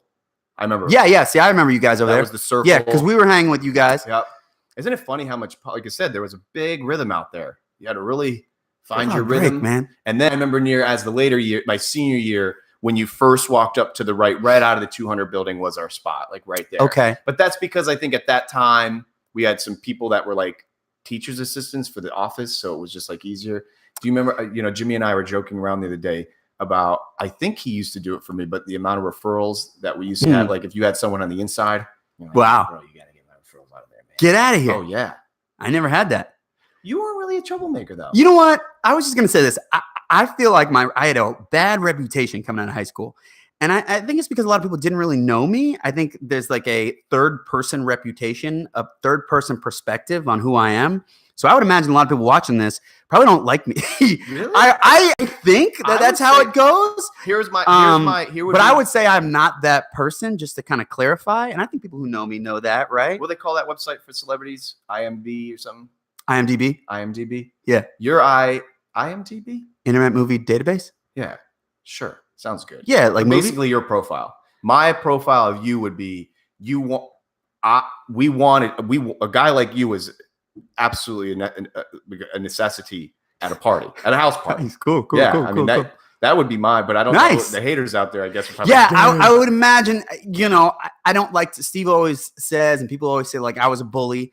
I cringed thinking about the fact that I think it was like middle school. I cringed thinking about the fact that I was a bully, and I apologize to anybody who I did that to. Ugh. Like what was your like a jock? So by the way, I never did any physical bullying, right? Like these days, bullies will like punch people. Like it was more so of like making fun of people. It's oh gosh, I hate thinking about. So that's not me anymore. I honestly don't when we're talking about like, I hope that's the case. When I think about, because I was older than you, so I guess we didn't really. I think you guys had, of course, we made fun of each other genuinely, but like not maliciously. Yeah, it wasn't like I'm gonna kill this guy. But yeah, right. Remember, you guys were the Lost Boys, and we got in trouble. By the way, I don't know if you know this. We got called in for being a gang. And I think I do remember. And then Apperson called us in Apperson. He goes in and he tried to scare us. Him and the principal tried to scare us. And they said, listen, you know what your gang is causing? You guys are, here's the definition of a gang. You guys are a gang. You guys can be in trouble because you have a name, you're a gang. They said the Bloods are now interested in you and the Crips are now interested in you. And Steve says to the guy, so you mean to tell me that the Bloods and the Crips have come together to fight the Lost Boys of Palm Coast? And he's like, doesn't matter. Man, so it was the whole thing. It was stupid. I don't remember. I just remember you guys were at one point started to become like, it was anybody that had a crew was just easily, I don't want to say picked on, but like easily identifiable, obviously. Like, there they are. Right. Yeah, actually, so it's funny that you said, yeah. So I know, like, within the last 2 years, somebody will say, like, Ryan will tell me that he went to go hang out with somebody, and the person who he's hanging out with will be with other people, and they'll be like, oh, he's one of the Lost Boys. And the person will say, like, oh, I hate that kid. I hate those guys. Wow. Like, no. So this is literally like 10, 15 years later. And people don't like, so that's what I'm saying. I don't know if I have the best reputation amongst people, but I hope that perception has changed. You know, what's interesting though, I think that's just like a high school mentality. It's actually just society, I think, in general. Whenever there's a group of people, there's an attraction about it and people want to be around it. And if you're not, you know, who doesn't as a juvenile, who doesn't hold your little circle maybe a little bit too tight? And you're like, you know, even like I said, that bulldog break factor. I remember trying to, did you hear that? Let's see. Ghost, bro.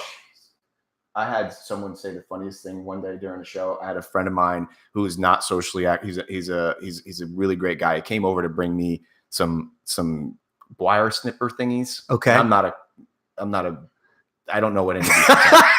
You're not a tool guy. So he comes over to drop them off, and I'm like, "Hey man, I'm sorry, I'm doing." He has no idea what I mean, but I'm like doing a show or anything. So he's like, "Well," he doesn't know that. I mean, like, podcast. Yeah. So he goes to bring him in, and he goes, "Oh, never mind."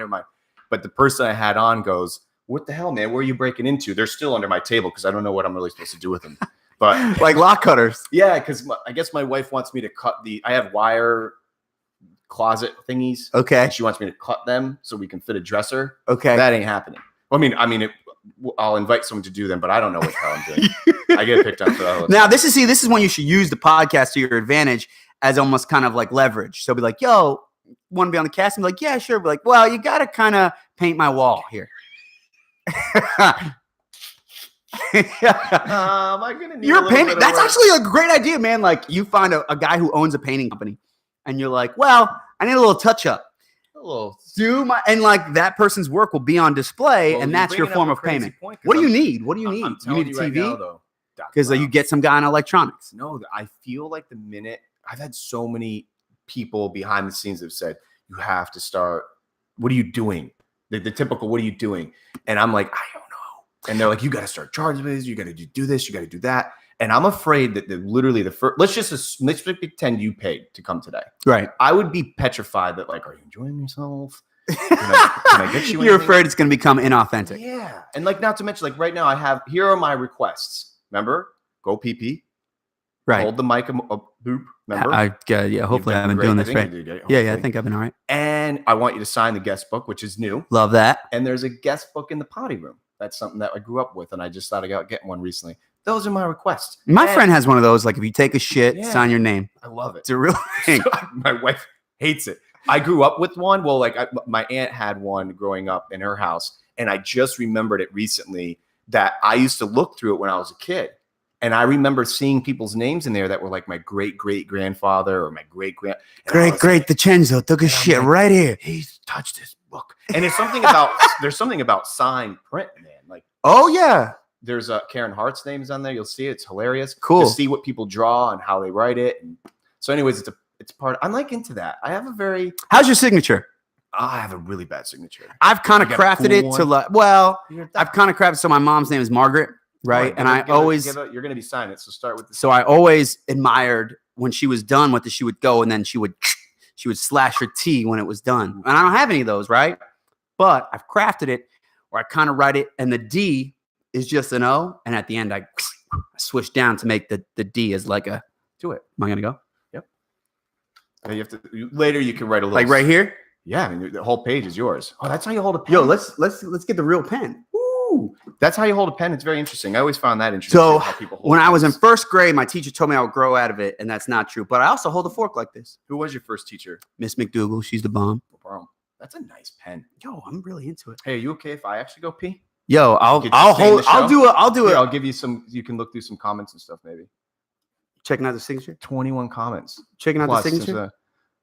oh, my grandfather's watching. Oh, Wow, that is. so we go like this, and then you close it. Nice. Okay. Sustain the show. I gotta pee. Okay. Stephen You gotta Burns says not the. No, I'm good. I'm good. Okay. What's today? I'm gonna try to run this show up on myself. Who was the last person to comment? That poor goat. People are talking about the goat now. So Matt was talking about the goat. I don't want to take any personal responsibility of the goat. I might put it off on Steve Burns. He might be a little bit responsible for the goat. Hold up. How many people we got? Give us all what we want. You know, you may have woken up a beast with this goat, bro. Yo, I hope that the whole entire goat society doesn't come after us. You could say that you are the goat. I guess so. We could be talking about Brady. Right. Or I'm talking about you. You are the goat, not Brady. How do you pronounce the PETA, that group? PETA? And not homeboy from the Hunger Games? PETA is also a thing. Karen Hart's brother looks just like PETA, and he gets so upset that I say that. Have you talked to him lately? Well, I see him actually it's like a Thanksgiving thing when I go back. He looks really good. He's got that surf report. So Vinny's talking to me, by the way. He's in the bathroom, and I'm just kind of rapping with him, but I'm rapping to you, the listener, on the mic. Hey, did you know, you probably do, that the day before Thanksgiving is the most popular night for all of bars throughout the entire year? Did you hear what happened to me? I didn't hear what happened to you. I bartended at Breakaway, Oceanside. I was there, wasn't I? No, I was there when you came. You were done with your set, and you came on over. At Breaks. Yeah, it breaks. I mean, So this is no, what yeah. I've been looking like. Let me see how it looked, man. You look great. Yeah, okay, I've been looking like that. That's why I don't Yo, like- by the way, I've been rocking a shaved head for so long, and now you got that. I'm gray. on grays. Dude, Like, look, we're grays all are my getting them. thing, bro. Do you have any in the chest? I'm hairless. Wow. What you rocking? What's the? So I got a lot of things going on. I got a cross. Okay. I got my dad's wedding ring. I Nice. got it's a gold nugget. My mom and my dad just took a bunch of gold and just melted it down Okay. into just the nugget. So that's cool. But I also have St. Michael the Archangel. I'm a Catholic dude. I know that. You do? Uh huh. That's cool. I do I think a lot of people actually do know me as like a Catholic guy. I ran into somebody. I remember last time I ran into you and Josh Boda, and like that's the first thing he brought up. Are you a Catholic? That was a Christian guy. Dude, I had a crazy Josh Boda story as of yesterday. Because Well, I wouldn't doubt it. you don't have to pee or anything. God bless. You got a good bladder. You know, man, I teach for like hour and a half, 2 That's hours true. sometimes, man. You're So used you to got to it. just learn how to hold it. Yeah, he somebody at the bar yesterday at Oceanside knew the Josh Boda dad story. Knew his dad from back in the day. Correct. Josh didn't know this guy, so it was pretty interesting. Really? Yeah. Josh was like, "You knew my." It was one of those. That's always cool. So it was kind of good to see. It I was- love hearing these old school stories about people's parents. And actually, like the migration of Flagler County is so interesting. Mhm. We love talking about the fact that Drew White's dad was a lawyer and Craig was a lawyer. And we had no idea that they went up against each other in court one I time, didn't know which that. is wild, which is cool. Also, cool fact. I don't know why Steve's getting so much credit on this podcast. He better give me as Steve. many shout outs. Steve's grandpa was the first doctor in Flagler County. Cardiologist. Don't know. I know his Dr. father was. Burns. No, his grandfather was. No, I know, but it wasn't Steve. But his dad, my bad. Yeah, his Yeah. dad was, but his grandfather was the first doctor. right. Yeah, I didn't know that. No You know Palm what's- Coast history, man. Dude, it's crazy as we're getting older and like need resources of like these adulting things. And shout out to like Skylar Dixon and his family that run like one of the best, if not the best, kitchen cabinets and countertop plate. Like, I'm like, Skylar, how, I never I knew didn't this." know that. Now I'm sure if you were like in his immediate crew, I wasn't like his bestie then. But like growing up now, there's still a lot of people that don't. A lot of people don't know what we're doing. That's what I'm saying. I don't know he runs cabinets. A lot of Yeah. people don't know I'm teaching. Man, and that's the downside of Facebook, by the way. Some kid, so I guess a guy named Brandon Brown got arrested. And it was saw this. I know. And some people actually came up to me and they were like, yo, heard you got arrested. I saw. I said, no, I this. didn't. And then even saying that, people were like, Dude, yeah, right. You don't need that. It's messed so up. Crazy. Can't have all these We Brandon don't have Browns some running around. Crazy unique name either. I mean, it's Brandon It's Brown. kind of cool though. No, it's good. It's a great name. So I had a mugshot. Like that's hard to find. Yeah, who was that, by the way? I saw that. Some clown, man. He's like, yeah, you got arrested. No. Like, dude, yeah, I saw that. The Brandon Brown who got arrested, or the person who said that to me? No, yeah, the person said it to you. Oh yeah, I don't know. I think it was Orion. Oh, Um, it's weird. Yeah, I was like, But all you had to do I think is a couple people click on the phone. You Yeah. know who does that a lot? Scott Van Dusen, Terry Baker, and I. If there's one thing that keeps us in touch with, it's the news about it's you the getting mug arrested. shots. Oh really? Oh, we love sharing mugshots. Oh man, I bet you do. Oh, we love it. I guess I tell people this because a lot of people joke around when we're at the watering holes and like, why do you get in? Like, why is people's life so entertaining to you? And I'm like, because I sincerely really don't have any bad drama. Like I'm a pretty simple dude. Like I don't have anything wearing me down, so to speak. Right. So like, I have the mental capacity to talk about a guy getting arrested and saying, wow. And the contrast that makes me realize and appreciate what I've got, the little bit that I do have. But my point is, Terry Baker and Scott, we love these. You guys love some mugshots. We have some. You ever seen it? Oh, I've seen some crazy mugshots. We can pull them up. Look, we'll do a little. I've had people say I need to get more on the internet and like show what we're looking at, but then again, too, I don't know what I'm doing. But look at. Oh you might my see goodness! some people we know real quick. This is as of last night. But bam. I don't want to say any names. Oh, there they are. But Look at that guy sideways. this guy. Yeah. Well, all of them right now are DUIs, most of them because Oh, God bless him. They're all just. But then you could get me. We're not going to go too deep, but I mean, You'll you'll start seeing some faces, and you'll go, "Oh, I know that guy." You're like, I know that person. But, so I'm usually, if I don't catch it first, Terry send me it. You'll get it. And So then this is like a normal thing. You guys are just. Oh, I'm on this thing twice a day. I just enjoy it because I like knowing what's up. Well, Flagler's gotten so big where like I don't know any of these people. It used to be like, wow, I know this person, I know this person, I know this person, and you would know people like easily.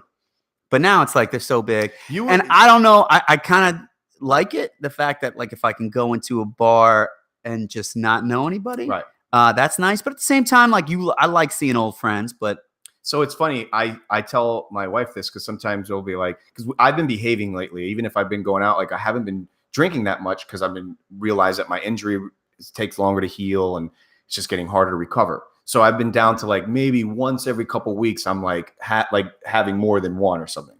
So my point is though, since we haven't been going out, I've been trying to force myself just to go out, just because I enjoy it, man. Yeah, man, you're a social creature like me. Being seen, yeah, same thing. Like I don't.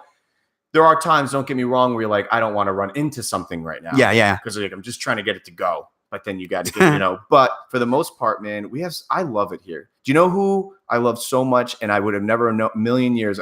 You know who our neighbor is? Tell me. Chinchulli family. Chinchullis? Mama Chinchulli. Wow. Are right there. She taught me Spanish. She taught me life. Wow. Because my quick story on her, I've said it a million times, so real quick. Tell me. In Spanish. No. So, entonces, un momento. She was someone that like at that, when I was an idiot, I like despised her. I was in her class and I despised her.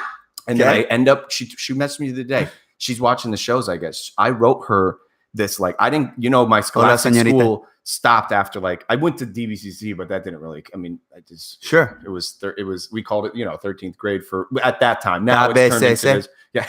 So I wrote her this letter, an apology letter, years after. Really? Because I moved to Costa Rica. And Mama Chinchulli, like I was in her class, everything she had taught me and beat into my head became life. So if Mrs. Chinchulli is watching this, I immediately regret some of the stories that I've told on this cast. Okay. But that's cool. Nah, but I mean, that's what I think is making the show what it is. Yeah, it's true, man. We're honest. Got to be who you live. are. And right, like I said, man, you just got to be who you are, and people got to accept it. And also, we didn't talk chicas.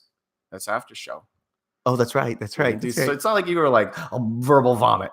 Right. You were just open and honest. Yeah, man. I'll just tell the truth. But she's a sweetheart, and she actually messaged me the other day. I guess she saw the one. She probably enjoys the ones like that she remembers versus like the doctor guy and the other guy. Like if the subject matter is not applicable, guy. I know. Yeah, she don't know the Belgian Mike, the stem cell. So if it's not applicable to you, no one's gonna really watch. Yeah. Which I've had a lot of people too. They're like, "Who do you expect me to watch?" every show for 3 hours. No, I'm like, no. man, just watch Cool. what you want. And also, right, like just like that's why you got to keep it entertaining throughout because people can just like someone could be tuning in right now yeah, or just fast forwarding to this right now.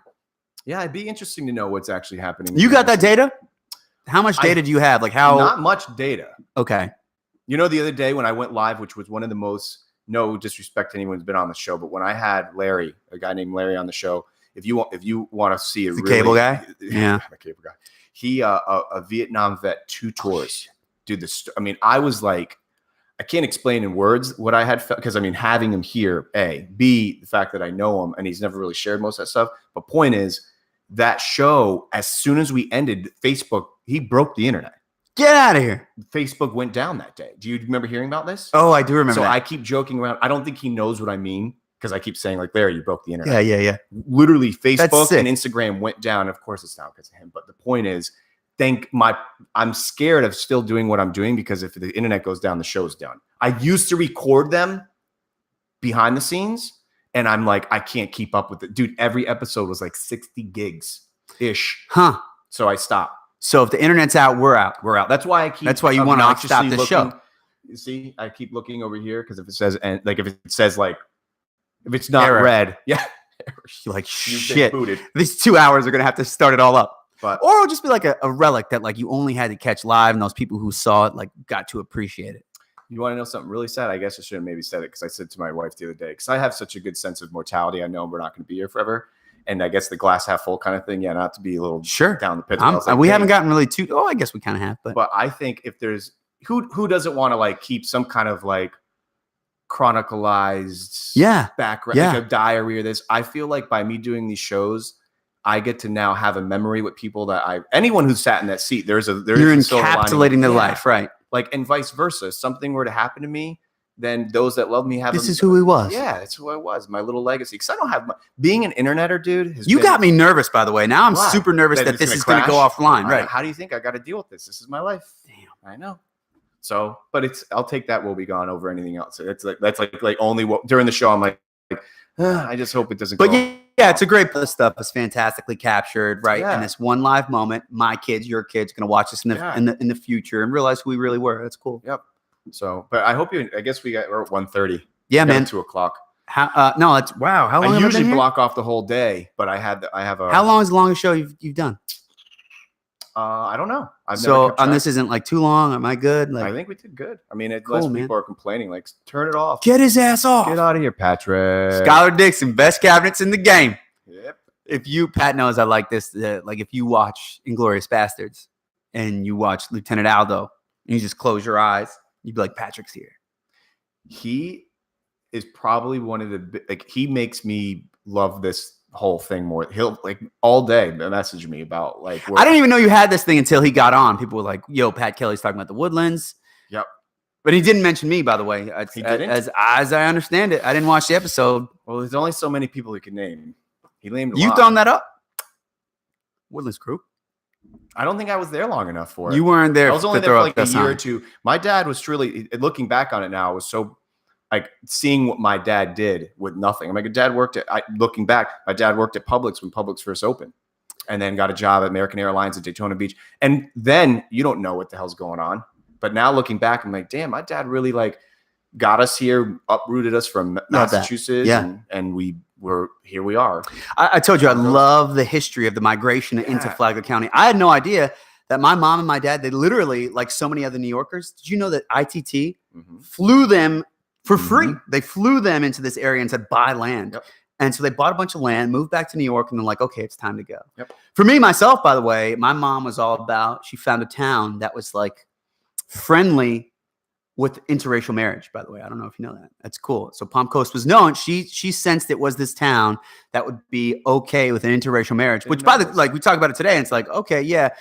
In the 80s, it was a new thing, right? So she found a town that she felt comfortable with that, and this was the town that was based on where we moved. So See, I didn't know that. rock on, Flagler. Everyone had their like as we're growing up, and those that are curious that are asking their parents and or people that they were with, like everyone had a little bit of a reason to come here. ITT was obviously the common denominator. Like this, they were doing a tremendous amount of marketing in the northern states, and I think that had a lot to do. My grandparents had land before my dad did, and it was, I think, by consequence the same thing. Like come here, like that. And every third house was the same house, like They are. Yeah, that the layout. Woodlands especially, right? The There's only Woodlands. 4 models. Exactly. Huh. So that but everyone had their own little rhythm, and I think the affordability was one of them. And it was simple. The safety factor. I mean, we never had any problems. I think it's changing. Oh now. no! I mean, even if there's like one murder, and it's like, oh shit, there was a murder, but Yeah. like the population, Yeah. population to murder ratio is like, Right. Well, did you hear about this is some big news in Palm Coast? you're breaking this right now. Breaking news. It's coming in. No, somebody stole a gun and a rifle from a cop's car in the B section. Damn, can't be doing that. But yeah, I know. I guess it's weird though. Why are they keeping that? Messed up, right? Well, just don't keep it in the car. I don't know. But anyway, I wouldn't even touch. I mean, I don't know. I would never mess with a cop car either. I would imagine there's like Yeah, who's doing that, I don't know. right? You gotta. You know what it is? Okay, we met. Someone watching did that. Somebody watching knows the person that did it, and I don't know why with today's What digital kind of balls you Yeah, got? like, Why would you do this? I'm gonna go steal a gun and I'm gonna steal a rifle from a cop car. Like, what are you? No, there's probably I don't know. I just wouldn't mess with any of that. Not in this digital era. Like, you're definitely on a camera somewhere. Totally. Everybody. I have cameras. Everyone's got cameras now. You can't mess with anybody. You can't do anything without expecting Yeah, the man. ramifications of being. Hey, so let's end this on our plane ride. So it's me, you, Camille, Katie Nolan. LeBron's just hanging. You want that LeBron on there. I mean, we just gives us so street cred. big. We're gonna need a big plane. Yeah, How many people fit in the plane? Then I'll do my roster. No, it's a private jet for us, personal bar, highest class drinks. Also, whatever you want to eat, All right. because we can eat that. All We right. could actually, David Chang, professional chef, he's on the plane serving What us. if I wanted the chicken? Yes. I'd get someone to make the chicken. You know what I'm Alright. saying? So But we're yeah, on the- absolutely. We could have that. I really want to make pretend we're on the plane because I really want a plane. That's my goal. Okay. I really do hope to one day fly out of that airport on a private plane. As long as you. Oh, you could come. Yeah. 100%. Okay, cool. I figure you would want to be on it. We're talking. Or maybe like we'll both have planes. We'll meet at this airport. we'll probably be smarter than that though. We'll be a little frugal. Be like, bro, don't fly your plane. Don't fly your But the plane." thing is, we own Fox Sports. We own Fox I keep forgetting we own Sports. Fox. So we own the Fox Sports Yeah. section, or is Fox in general? well, then at that point, we maybe we own 20% of Disney. Wow. Did you Marvel hear that movies. Disney solar panels now? They have a solar I panel, bet. and Steve Burns built it. Steve No, I'm just Burns. kidding. He didn't. Steve but- Burns. Steve Burns built it. We you know could what's say funny? that, When and it he would got become involved thing. he got involved in the solar world when it wasn't really that. I'm done talking Cool. about Steve Burns. I'm done talking about Steve Burns. He's out. He's out. He's done with He's this. probably not even watching it. Yo, I don't care if he listens. Then he's out. He's done with this. Jay didn't get no love. I know, Jay right? Bo. Jay is just as an important Jay, worker you're as Steve important too, Burns. Jay. Way to go, Jay. I I love saw Jay. him not too long ago. Yeah, Yeah. Jay's my man. We're all my men. All right, we're on the plane. Kelly's my we're man. Going to Do I have to give we're going everybody to else- Tokyo? Yeah. Remember we said Dubai? Oh yeah, right into Dubai. Yeah. This is wild right. over there. We have a meeting with Lionel Messi, Great. his agents. Love it. He's probably not going to be in the room. We've put the request in. Cool. I've said, can you get him there? You Yeah, know? he's showing for us. You LeBron's think coming. LeBron's coming. Katie's gonna be there too. Yeah. All right. Fine. Now we're there. I guess Camille's coming. I'm going to have You I'm want gonna- Jennifer Aniston? nah. Wow. I changed her. Wow. Not with Camille. I don't want to mix them. Okay. Yeah. She'll be giving her the. I'm on. guy. I mean, I'm Katie Nolan. And that's yeah. it. You can't put two. Yeah. Yeah. Camille would be like, I don't want her in the plane, and then Okay. I think maybe I couldn't entertain both. I would need. So we're not anything to do with flying the plane, Okay. right? We're total. Yeah. No, of course not. We'd have the best pilots in the world flying us. I almost went for my shout out to Tiffany Wiggins' dad. I almost Let's went go. for a pilot license as well. I actually one Christmas, my mom gave me free flying lessons, and I went up, and it was cool. It was awesome. It was cool as shit. But I moved from Florida, so it's like not easy to do. You know anymore. who's flying? Henry Cervantes. Cervantes? He's Oh, I big knew time that. flying. I knew that. Yeah, I knew that. He's like that's probably the best thing that's come out of this show is people that I haven't talked to in a while getting in touch with me. I was on the phone with Henry for like 2.5 hours. I love him. Have I him on. talk to him. Talk about triggers, just the voice, and that's actually what people have said most about the show when they hear your like. when they hear my "Man, voice. I thought it was Apple Dog Break. I'm like, yeah. So I thought I was eating them cookies. I thought I saw Miss Number One. But- Okay, so we're All right, on this we're trip. We meet with Messi. Messi. What's yep. our objective? We're gonna tell people how to make money if you own a sports team. Right. Don't know. Actually, that would be a really good. We just have to find a different way to monetize digital content. He's an influencer of That's in that whole new himself. thing now. Influence. Have you seen the Fire documentary? Yes. FYRE? Yeah. So yeah, I'm Kinda actually, pisses it's funny me you off, say that that whole because in thing. one of my marketing classes, I'm actually getting influencers to come in with the agency who kind of controls them. So it's a whole organized, controlled process, man. It's Influencer marketing is next level now. It's wild. it's the new thing. It's crazy. It's a big deal, and it's absolutely running what we. That's a whole nother. Selfishly, I'm hoping that these influencers are going to come into my class. Well, let's be Kinda honest. give me a You shout know out? you know what the average influencer is just a really hot broad on Instagram. Yeah. That's an influencer. Yeah. So that's not. There's some males that are out there too, but yeah.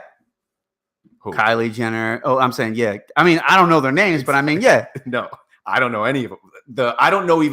I don't know the women's names, but that's who's leading the influencing world. It's Look what also they did. dependent upon content, right? So, like, if you're into like bodybuilding and stuff like that, there will be this one That's famous true. bodybuilding guy, and who's pushing out bodybuilding material and stuff like Right. that, and therefore he's an influencer for that type of stuff. That's true. Well, I love you. I love you. We did it. We did it. What social media handles do you have, by the way? Just this. Just this. The website's just Chenzo Web Guy. I've never even said that on a show. I only have Facebook and I got Twitter, I'm gonna tag which all your is stuff. sport oriented, by the way, sport business, sport market oriented. Okay. So if you don't, I'll change all the after the show. I'll put all your tags and whatnot. Do yeah, put my tags up in there. you want that Snapchat? Oh wow, the snap! What is your Snap handle? I don't even know, man. Again, Oh, I created it so you long know. ago. I created it so long What is ago. it? Let me see, man. I think it's Brown 685. I created it when it wasn't a thing. Brown 685. I don't have one. But Right here, you're on there, man. oh, you posted me though. I already posted. You already Cool. got 7 views up in here. man. Hey. All right. Well, I love you very much. I love you And too. Thanks for coming. We'll have to do it again. And then, like I said, we'll maybe get to play before you leave. Let's do that, man. I got a couple more days here, so Anything else you want us? I mean, to those that watched. I love them all. And you weren't a bully. Oh, absolutely not. I'm a nice dude. Yeah, like I'm a nice. Burns was a bully. No, he wasn't. Yeah, he was. I'm gonna put that on him. No, if I put that on him, he'll come on here and he'll throw me under the bus. Still have a piece of paper. So what had happened? He'll have all this stuff. The GOAT. Yes, I love everybody. I love you. I love you. Thanks for coming. Pleasure. Bam. You got Justin on James.